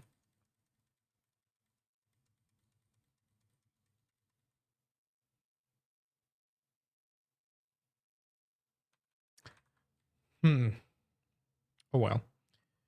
So if page localize the NUS,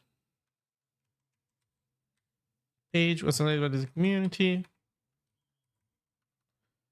or if dot IT, actually not IT, oh no. I gave bad advice in here.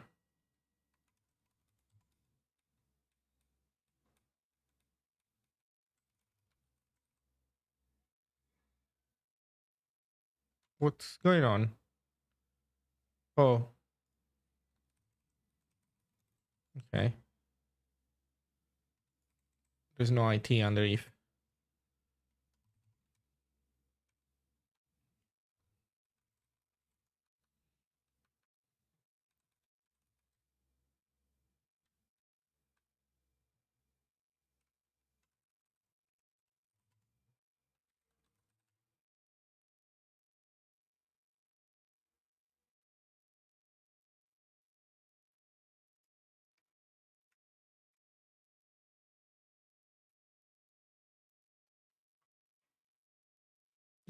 This page was translated, but does the community see the original version, correct, or report errors?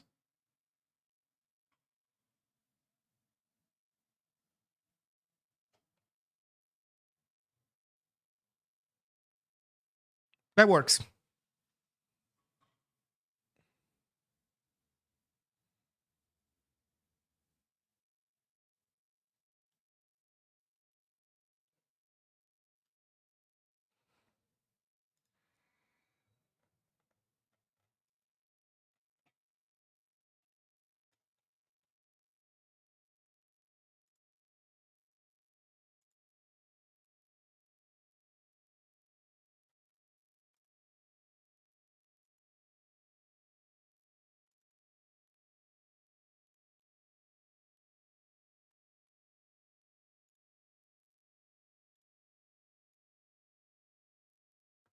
Okay.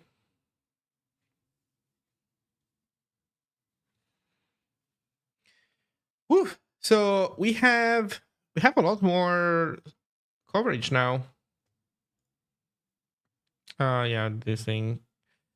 I wish I could also fix this stupid dev server crashing. It's a WebSocket thing in a dependency that I can't easily solve. And that drives me nuts.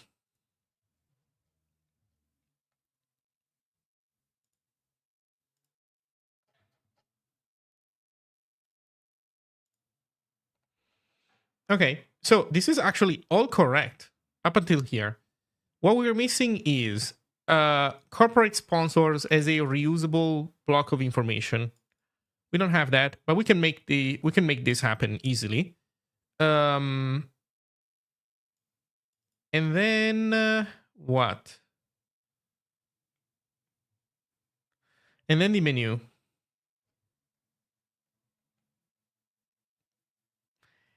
And then we need a link to the homepage. So how do we set up a link to the homepage? What is the homepage? I guess the homepage is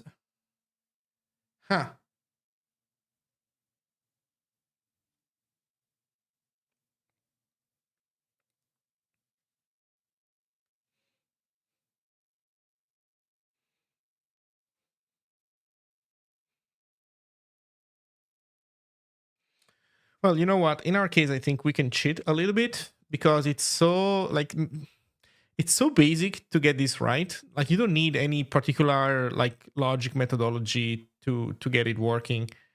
The core idea is in base.html. Instead of linking to #, we link to root. That's it. That's all it needs to be.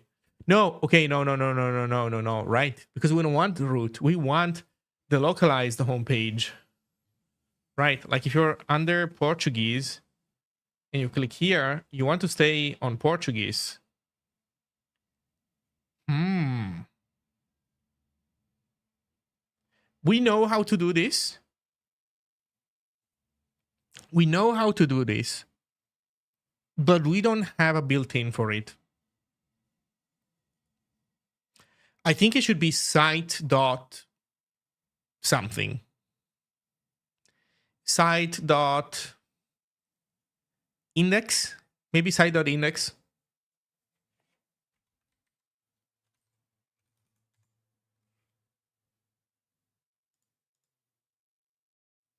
Man, site doesn't know shit. Site is so ignorant right now.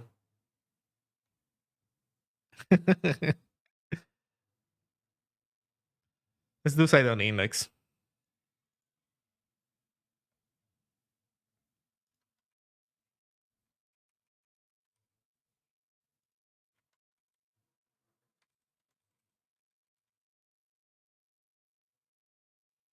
Or link. You know what? I like link. Site.link. Yeah.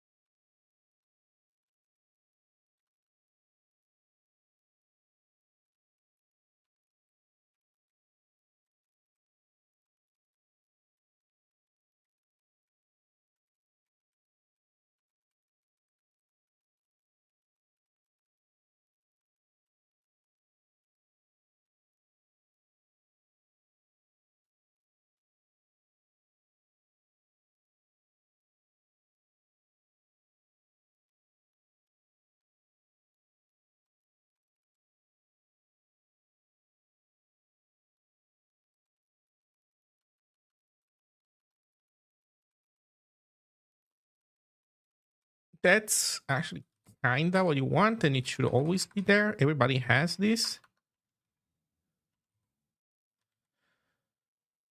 We just want to make sure that it's properly sandwiched, I think.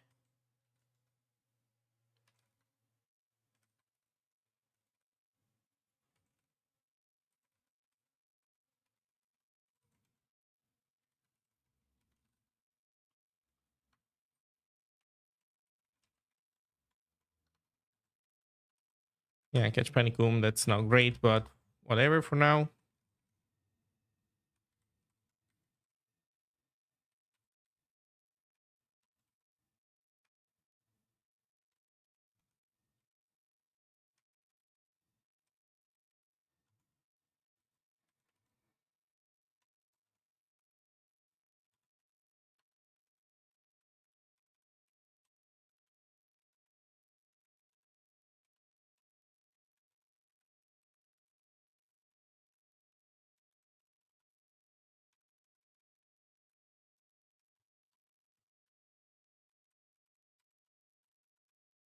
Yeah, basically make the URL path prefix hardcore correct.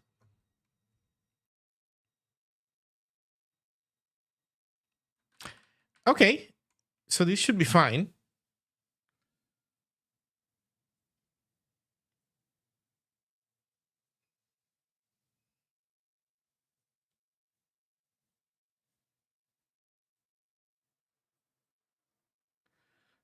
Um,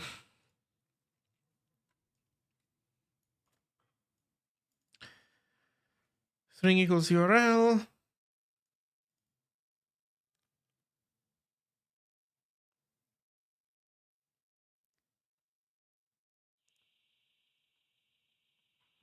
Now we need to give it this extra field.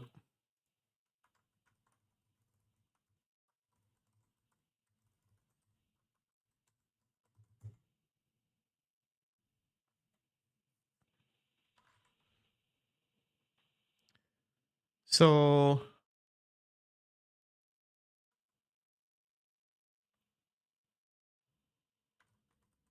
in layout, we have URL prefix path, right? URL path prefix. Oh man, did I always mess this name. Ah,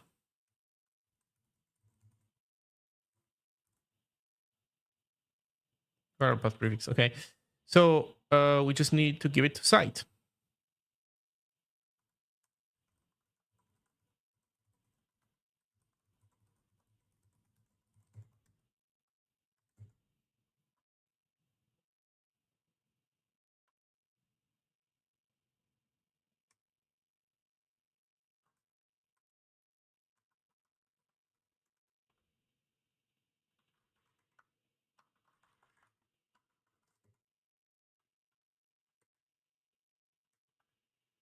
Okay, let's see how this works.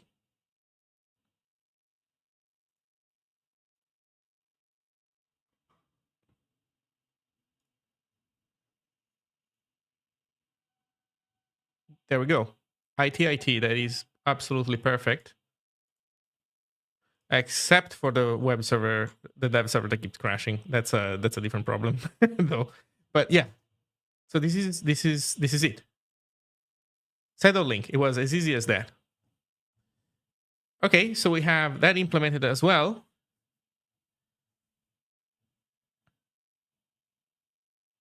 I think this page has everything except two things are missing. Pretty much.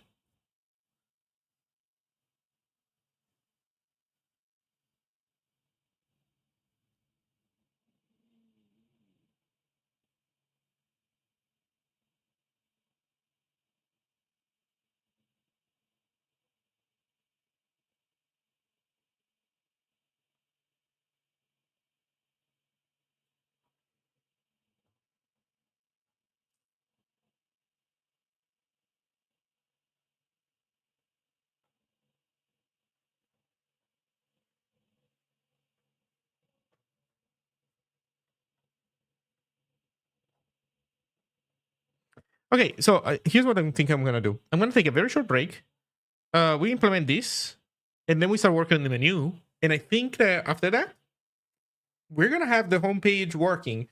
There are still some improvements. One huge glaring omission in Zine is that we don't have the ability to link to pages. Not in a semantic way. We need a semantic way of linking to pages, which we don't have. And second of all, like, we can reference other pages, yes, just not by name. We have the ability to reference other pages that are like inside our own section, either by looping over the entire section or by looking at what is the next page, what is the previous page. But we don't have the ability to grab a page by name. And that is important.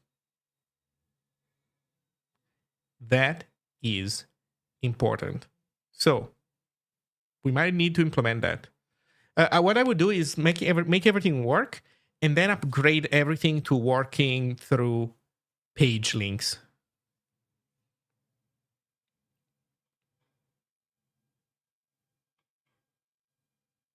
And you know what might help us doing that? I think it's site. I think we can do site.link or site.page link or something. So we do it through the site object. I feel like the site object is the correct object to bolt this functionality on, I think. So in any case, give me a sec. I'll be right back, and then we continue.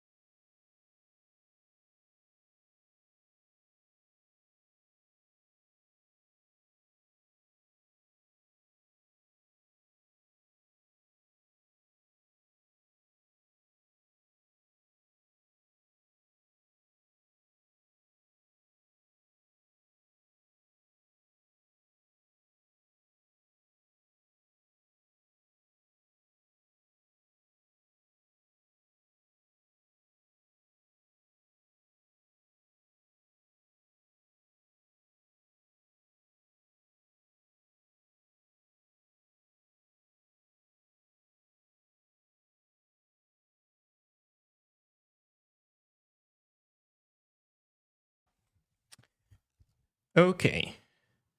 So give me a sec while I try to figure out what to do for dinner, and then I'm gonna continue my work. Mhm.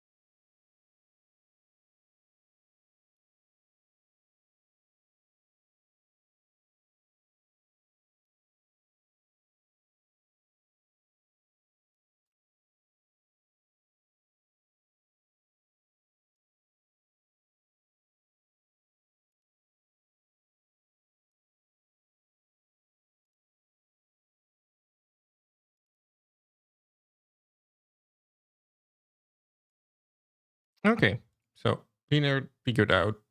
We can continue. Okay.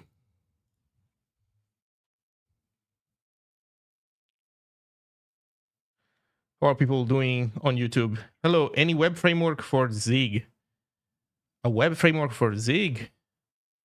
The closest thing that we have is github.com/zigzap/zap.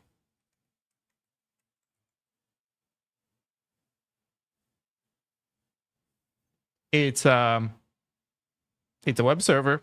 It wraps a C library, but it's being used. Man, 10 issues to do make router more strict with RT types of handler functions. People are using it, and it seems that they're having fun. So great.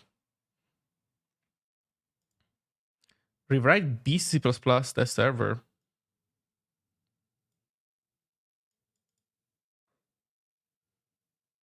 This happens to use C++ 20 coroutines because I'm lazy. What is going on?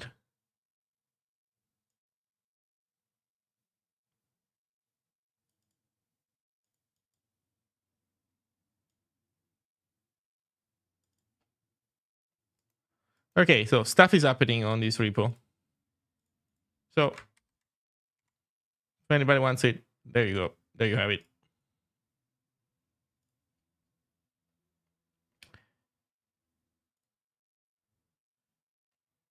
Okay, let's do the sponsors part. This one is going to be kind of boring and simple actually to pull off.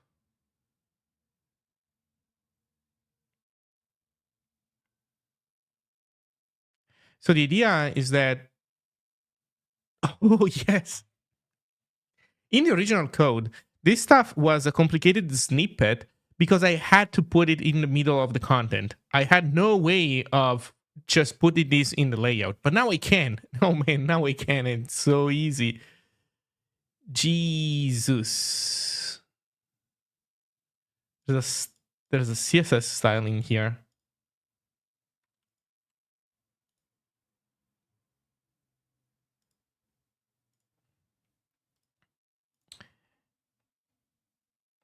Okay, so in index, wherever we're placing these sponsors thingies, learn more, sponsors. This is the corporate sponsors section. So in here is where we want to put this stuff.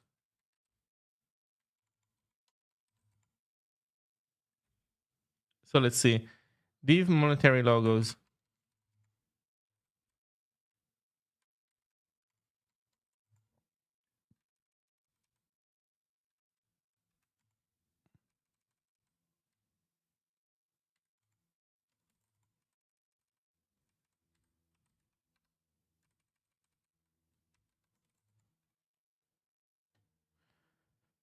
Okay, this seems more reasonable structure like this.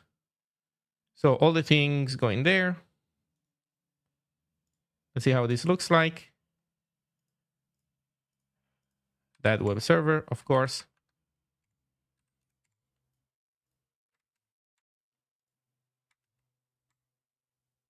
Super that web server. Oh, so here's a problem.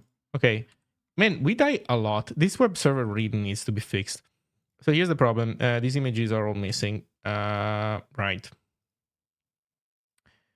Well, we definitely want to select these as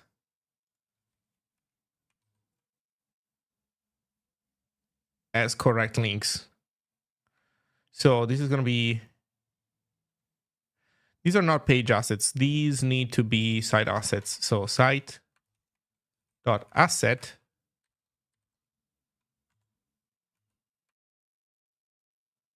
sponsors / pexwhite.svg.link.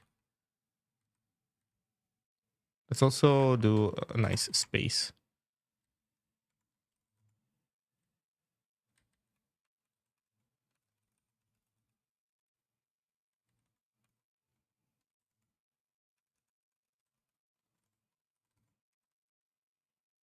I think maybe we can automate this process.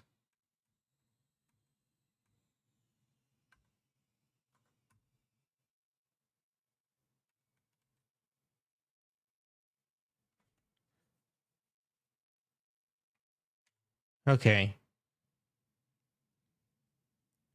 Oh, this is going to be fun. Till equal sign. No.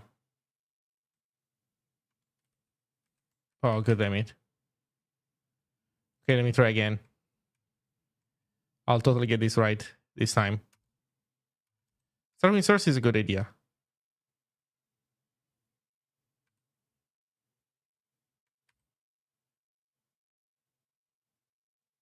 Man, I wish I could undo these movements. So source find equal sign. Perfect.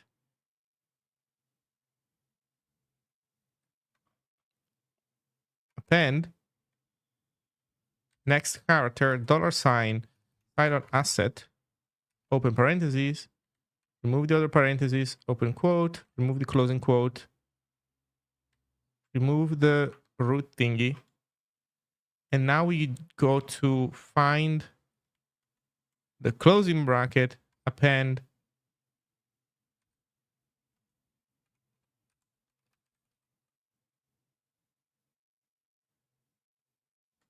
and then we do find the greater than sign, append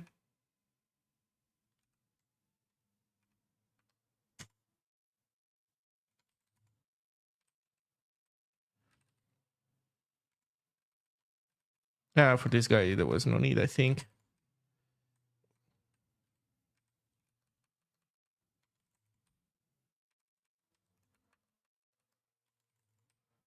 Okay, I think we did it.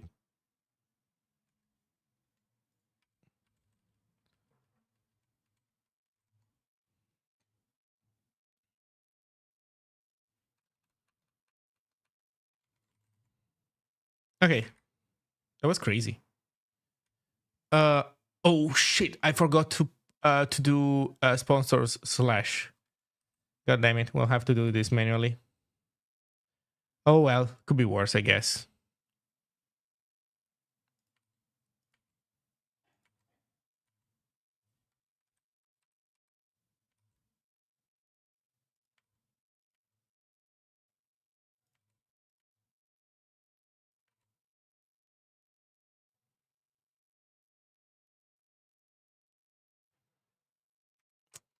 Okay, that was it.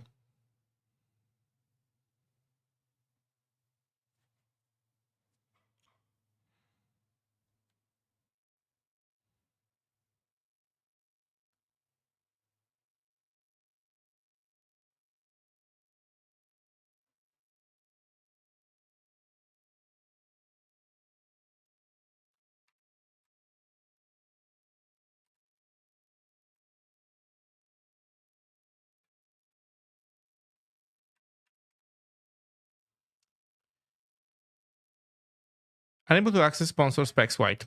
Yeah, fair. Okay, so we need to figure out where these assets are. We have them in here? No.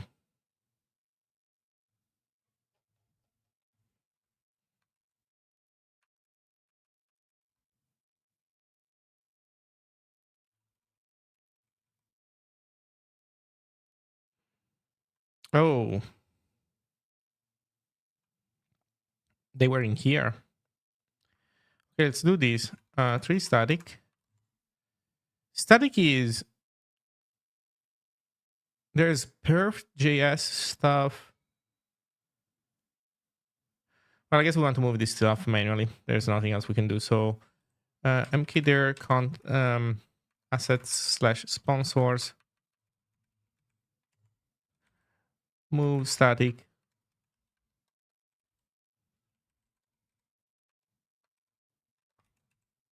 Blacksmith logo. Coil. Drop.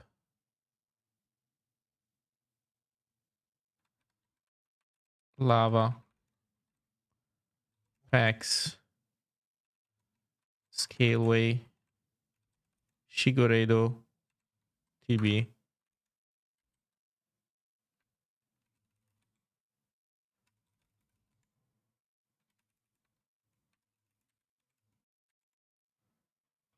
There we go.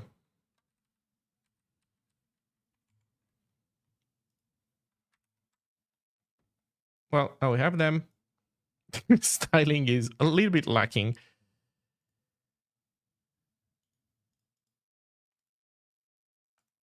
That is not what I wanted to do.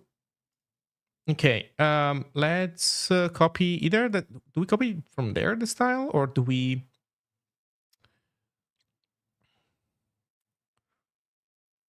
copy it from sources? I think we copy it from sources.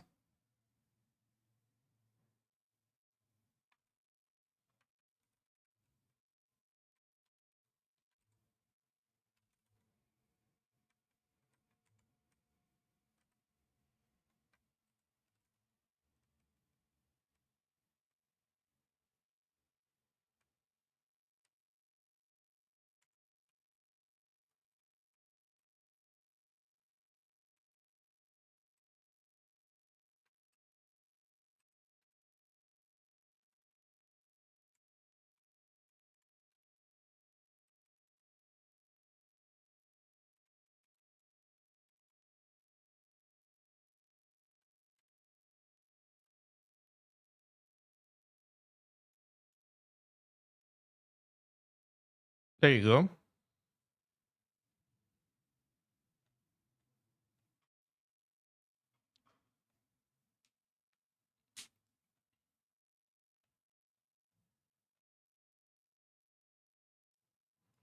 Okay, now we can worry about the menu.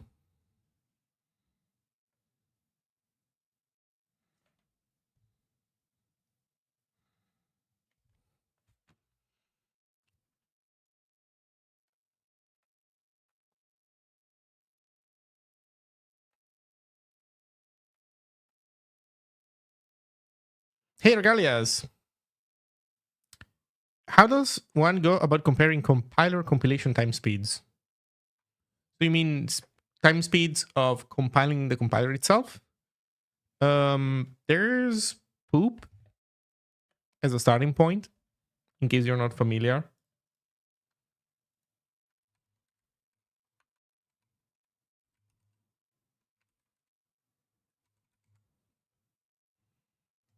It's the performance optimizer observation platform, of course.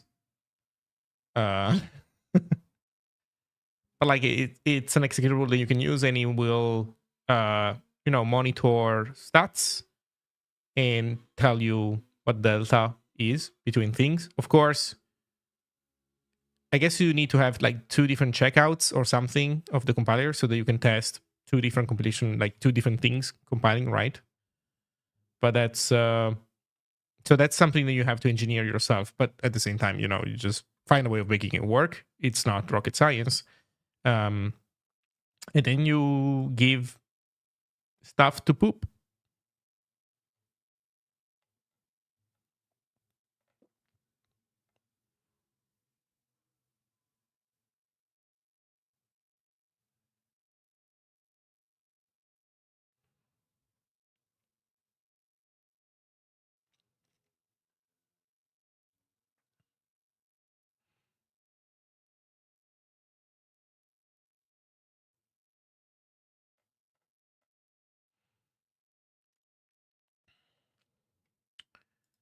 Okay. Let's fix this damn menu, shall we? Shall we finally fix the menu? So in index, is it in index? No, it's in base, maybe? Yes. It's in base, and it's actually partially not commented out. So this should show mobile menu title, which we can do.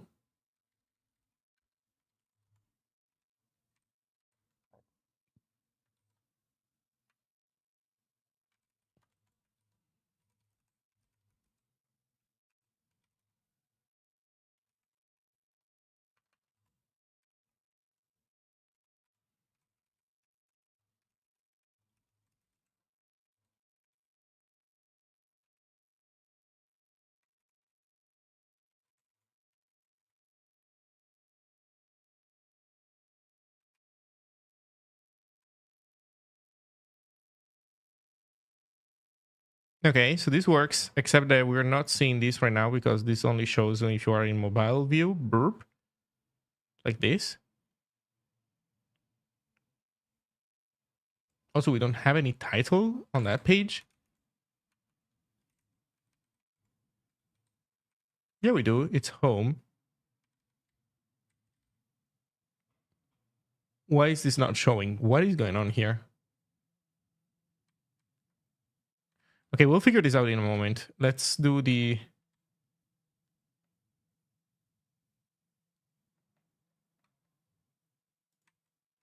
Oh, it's... is it because we don't have mobile subnav? I feel like the get is busted. I'm kind of worried that get is busted. I have a server framework written in Rust and Zig. I use that as a base and compare the compiler performance. Zig won, but I was wondering what a good way to do that was. Oh, wait a second. So you're comparing... Wait. So you're comparing actually 2 different code bases in 2 different compilers, which is not necessarily completely wrong, but you're like also comparing 2 different implementations, right? So technically the 2 implementations are probably not going to be exactly the same thing. So you're comparing, like, it's how can I say? It's not a super strict comparison. It still has value because I get it. Like from a practical perspective, you the developer have to suffer through recompiles as you develop your project. And obviously, if doing that in Rust or in Zig yields a massive difference, then that's something that you care about. But also, it's not, how can I say? It's meaningful. It says a lot as a test for you, but as a test, it says a lot less for anybody else. In any case, so setting that aside, now that you explained the the thing. And you know what I would say? I would say wait for incremental to come out, and then you won't need to test this stuff at all anymore. Once incremental comes out, man, there's gonna be no point in measuring compiler speed versus Rust. Sorry, did I say incremental? Yeah, I did say incremental. It's gonna take a while though before we get to incremental. So let me dial it back one notch. Wait for the self-hosted backends to come online, and then it's gonna be faster. Zig is gonna be just faster, and then after that, incremental will make it instant. Basically, how complex is incremental to implement? It's been in dev for a year. Probably, yeah. It's just a ton of work. There's also a ton of, secondary subquests that you stumble upon as you do this kind of work. So it's coming. It's not gonna take super long. I think we're getting pretty close. Like people right now are working on close to the surface things related to incremental. Well, maybe that's a little bit too optimistic still, but in any case, it's coming. One big milestone. Keep in mind that incremental also had one ginormous dependency, which is implementing our own custom backends. So that means doing everything that LLVM is doing right now for us and doing it ourselves. That's huge. So once that's done, incremental should not take much longer after that, in my opinion. We're still talking about like...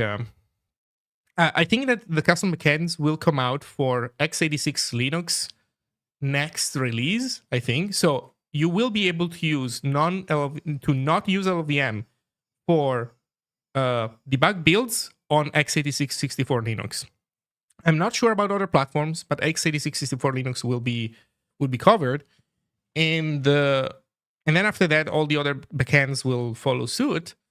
And then it's going to be incremental. Keep in mind also that incremental is not like part of the work, part of the design of the custom backends is already, designed to support incremental. So it's not like, oh, we made the backends and now we have to reinvent them to support incremental. No, incremental is already part of the design process, like support for incremental, anticipating support for incremental. So it's going to take some time.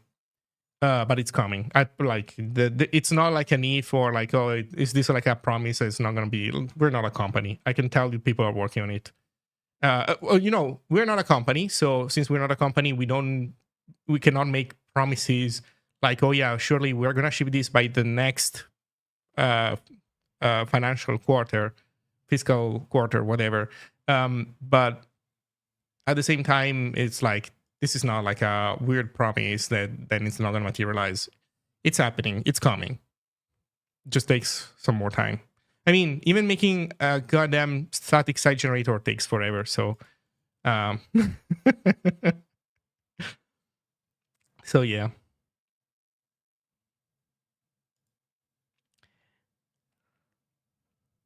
Okay, I'm curious why we're not getting this.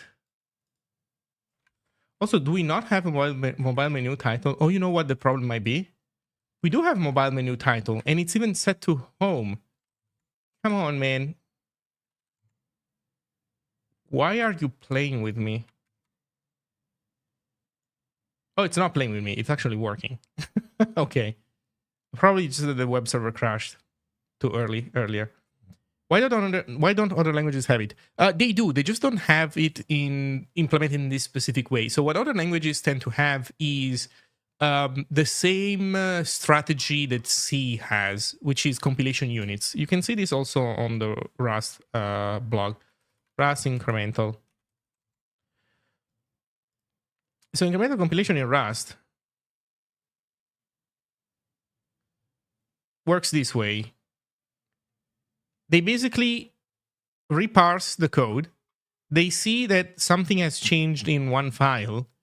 They know that file is, let's skip for a moment the internal stuff, but they know that file ultimately invalidates an object file, and an object file is a compilation unit. So like your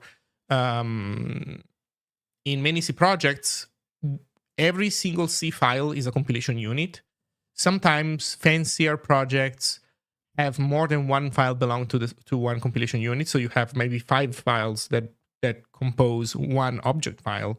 But in any case, your project ultimately is a bunch of object files, and then there's a linking step at the end. So the way they implement incremental is like this. They take the source code, compile it into multiple compilation units, and then when something changes, that invalidates a subset of the compilation units, which then get recompiled, and then everything gets relinked. Hey, Tlamen, hello. So this is what everybody does for incremental. That's the normal way of doing it. Zig doesn't have this at all. Today, every time you're compiling a Zig project, the entire source code gets reparsed. The part of the standard library that you use gets reparsed and reanalyzed. Well, actually, I think the entirety of the standard library also gets reparsed. Maybe? Yeah, I think so. In any case, there is no incremental compilation at all in Zig. There is incremental for C, in the sense that C has object files. So the cache system in Zig is able to cache C object files, but Zig itself, Zig generates one object file, well, one compilation unit. I don't even know if it reifies it in an object file, but it does compile all of your Zig project, including the standard library, into just one object file. So Zig right now, it's not super fast, but it's doing a ton of work compared to other languages, which is kind of an interesting insight if you think about it. It means that it's competitive while not doing this at all. But what we want to do, what Zig is going for right now, is not an object file granularity level. What Zig is going for is it's more granular. It's top level declaration granularity. So you change one top level declaration that shouldn't cause anything else to be reanalyzed unless other stuff had dependencies on that decal, and then only that decal basically gets recompiled, and then you don't even have a relinking step in the same sense. Like, linking is what goes from a collection of object files to an executable. What we're going to do instead is patch the output, the final output executable, like append the new definition at the end, change fix pointers to that decal, moving them from the old decal to the new decal. And to be more precise, that should not be every single thing that referenced the old decal now needs to reference the new decal. No, since this is for debug mode, the new backends will add a layer of indirection. So every time you try to access a decal, you go through a table, so that when we change that decal and we append a new implementation of it, we only have to change that line in the table, and everything else can stay the same. So that basically turns also linking into an instant thing. That's what we call in place linking. And yeah, and that's going to make things dramatically faster. But why don't other languages have it? So saying, okay, I basically define what it is, right? What incremental compilation is for Zig, which is different than what incremental compilation is for Rust, which might be different from what incremental compilation is for another language. Now, why don't other languages do the same thing that Zig does? I don't know. Maybe some do. I actually genuinely don't know. Rust doesn't do that because they do object files. Most languages, I believe, do compilation units. I think that one key aspect is that a lot of languages have fancy syntax features that are ultimately hostile to incremental compilation at a granularity level higher than object files. Like, if you want to do super granular incremental compilation, but then your language has super fancy metaprogramming, the metaprogramming is a problem. Makes it harder to pull this stuff out. Oh, well, maybe I shouldn't say metaprogramming, but like language features. Let me give you one example. Using namespace in Zig is going away. It's going away because, well, probably for more than just one reason. But one reason why it's going away, it's because as a language feature, it's not critical to have. Like you can survive without using namespace. It shouldn't change much. And at the same time, it's a feature that makes it harder to track um, data dependencies for incremental compilation. So it's going away. I think that most other languages are more high level than Zig in that sense. Like they have more fancy constructs, and those are problematic for incremental compilation. So people don't even attempt that. And then you have also other approaches like Go, for example, is just fast enough as it is. So probably Go wouldn't even really benefit from more complicated tracking of things, as an example. But at the same time, Go isn't doesn't produce particularly well optimized executables either. So I don't know. I guess my point is that there's other strategies and other trade-offs out there. So some of the answer why only Zig has it is because Zig is cool and some other languages are not as cool. But it's also true that there are other trade-offs, and depending on the trade-offs that you want to make, you know, gain on one hand, lose on the other.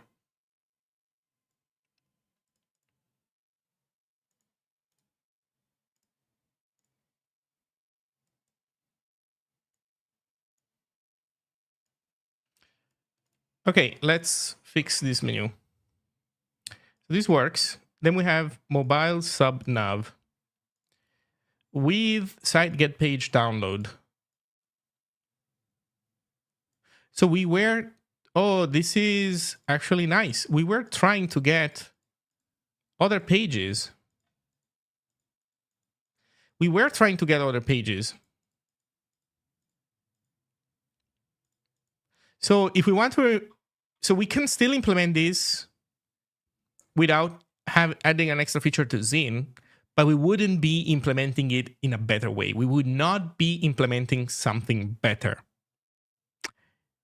And I think we should implement, and I think that every time we implement something, we should upgrade it. So the upgrade in this sense would be to have support for linking to other pages.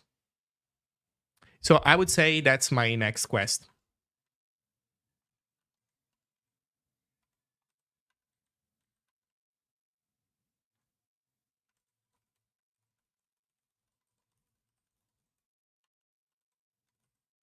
Support for linking pages by path.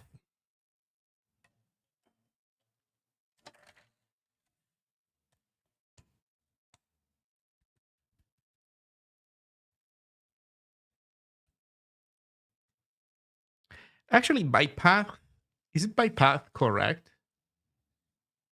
By path is not even exactly correct.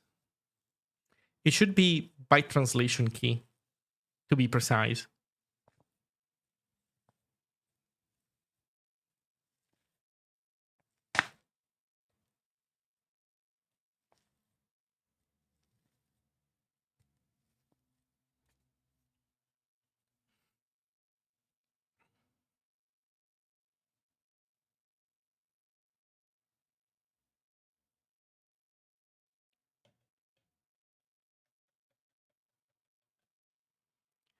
This is going to be a huge endeavor because I think it requires us to take a look at how we index these pages. And I don't think we have anywhere all the knowledge necessary to be able to do this work. Because what we would, okay, let's try to imagine what it is that we would like to write. So we kind of would like to write this, I think.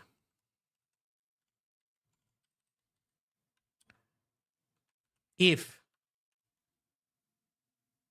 maybe inline if, actually that's not even an if, is it? This should be a CTX. Okay, so we do need context, I think. So the CTX would be, oh, but wait, CTX is mutually exclusive with var. Man, why did I design things this way? Ah.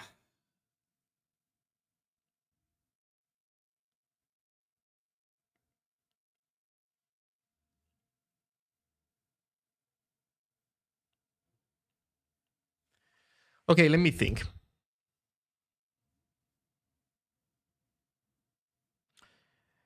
Well, one way in which we could make this work is by correctly doing section and rendering pages in the current section. That would work.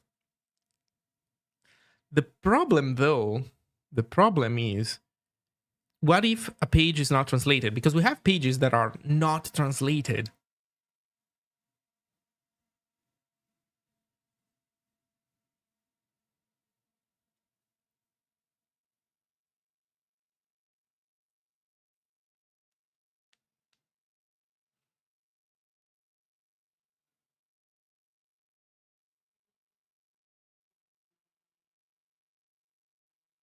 Hmm.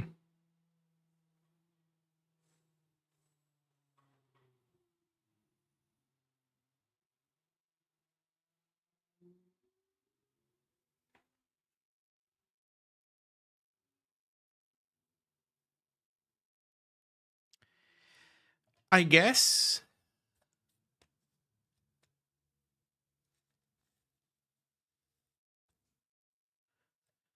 what we could do is, for every page, we grab the current translation, and if it's not available, we grab the English translation for it. So we loop all the pages in our current section. No, that is wrong, because if the page is missing, then it's not going to show up in the current list of pages. That is an interesting conundrum that we are in.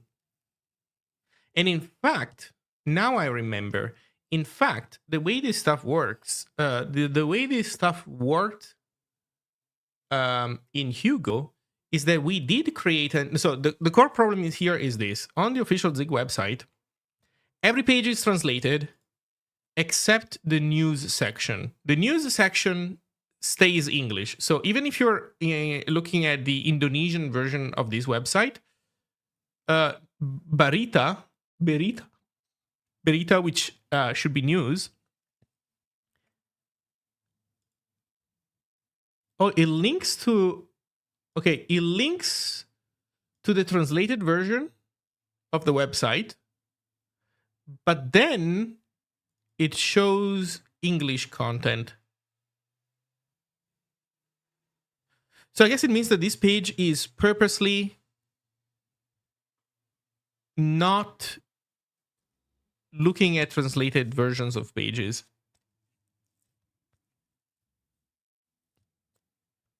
So it's kind of doing like giving the English page and then it calls like sub pages on it, which we cannot do right now.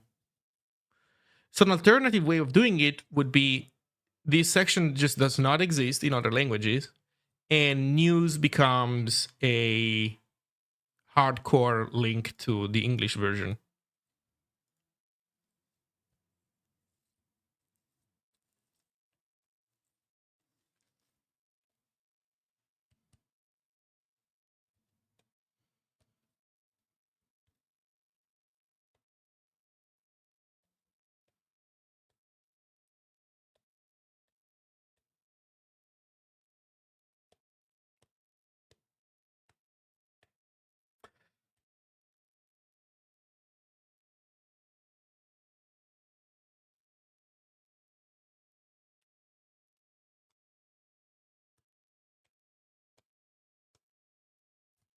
So I guess we would like something like this, I think. So this is just a list of anchors. I think we need a div around them. So div. And then the div contains a hypothetical, something like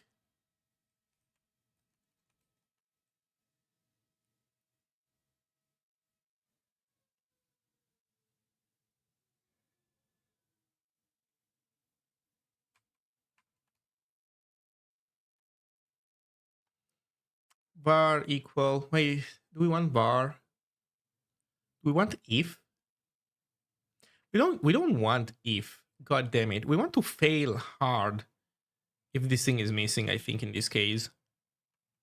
So is it CTX? I think it's CTX actually, which you haven't implemented yet. So CTX $side dot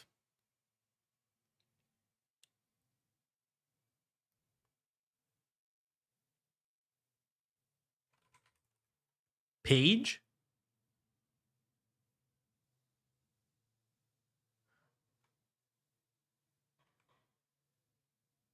And page is gonna be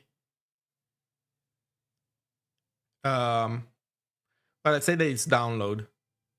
That should be download. Download index.md or something. Like download is probably fine.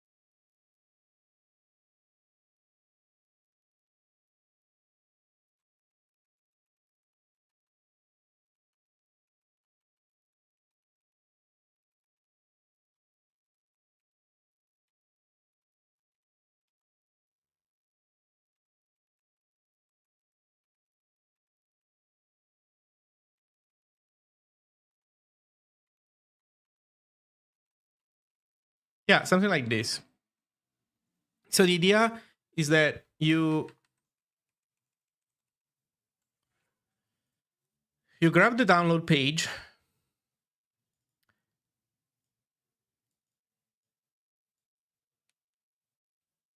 You grab the download page. You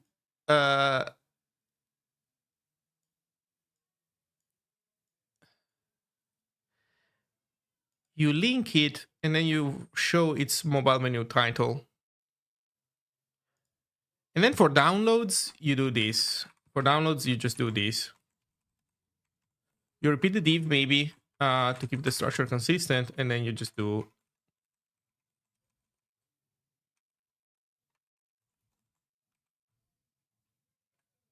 no, that's news. /news. And then you just call it news. You hard code it. Or you can use i18n to do it a different way. We could add the ability to navigate other translations. We just don't have that ability yet. Like doing site.variant. So you know what? Maybe a fancier way of doing this would be this.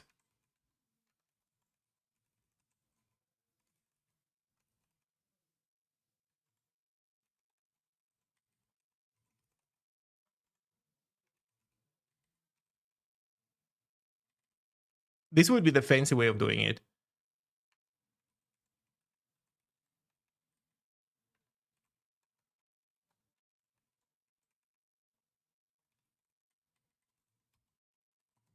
Boom. Man, this would be so fucking hardcore.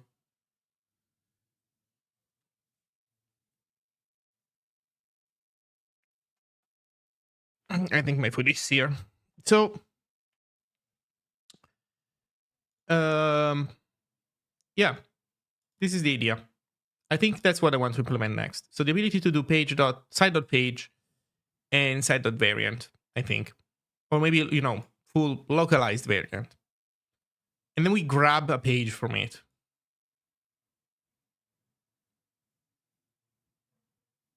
Okay, so this is what I'm going to work on next. So I think I'm going to stop the stream here because food is arriving. So I'm going to also eat. And I think I will see you all soon, probably. So enjoy, have fun. And yeah, I don't see anybody else streaming. So I'm actually calling it a day.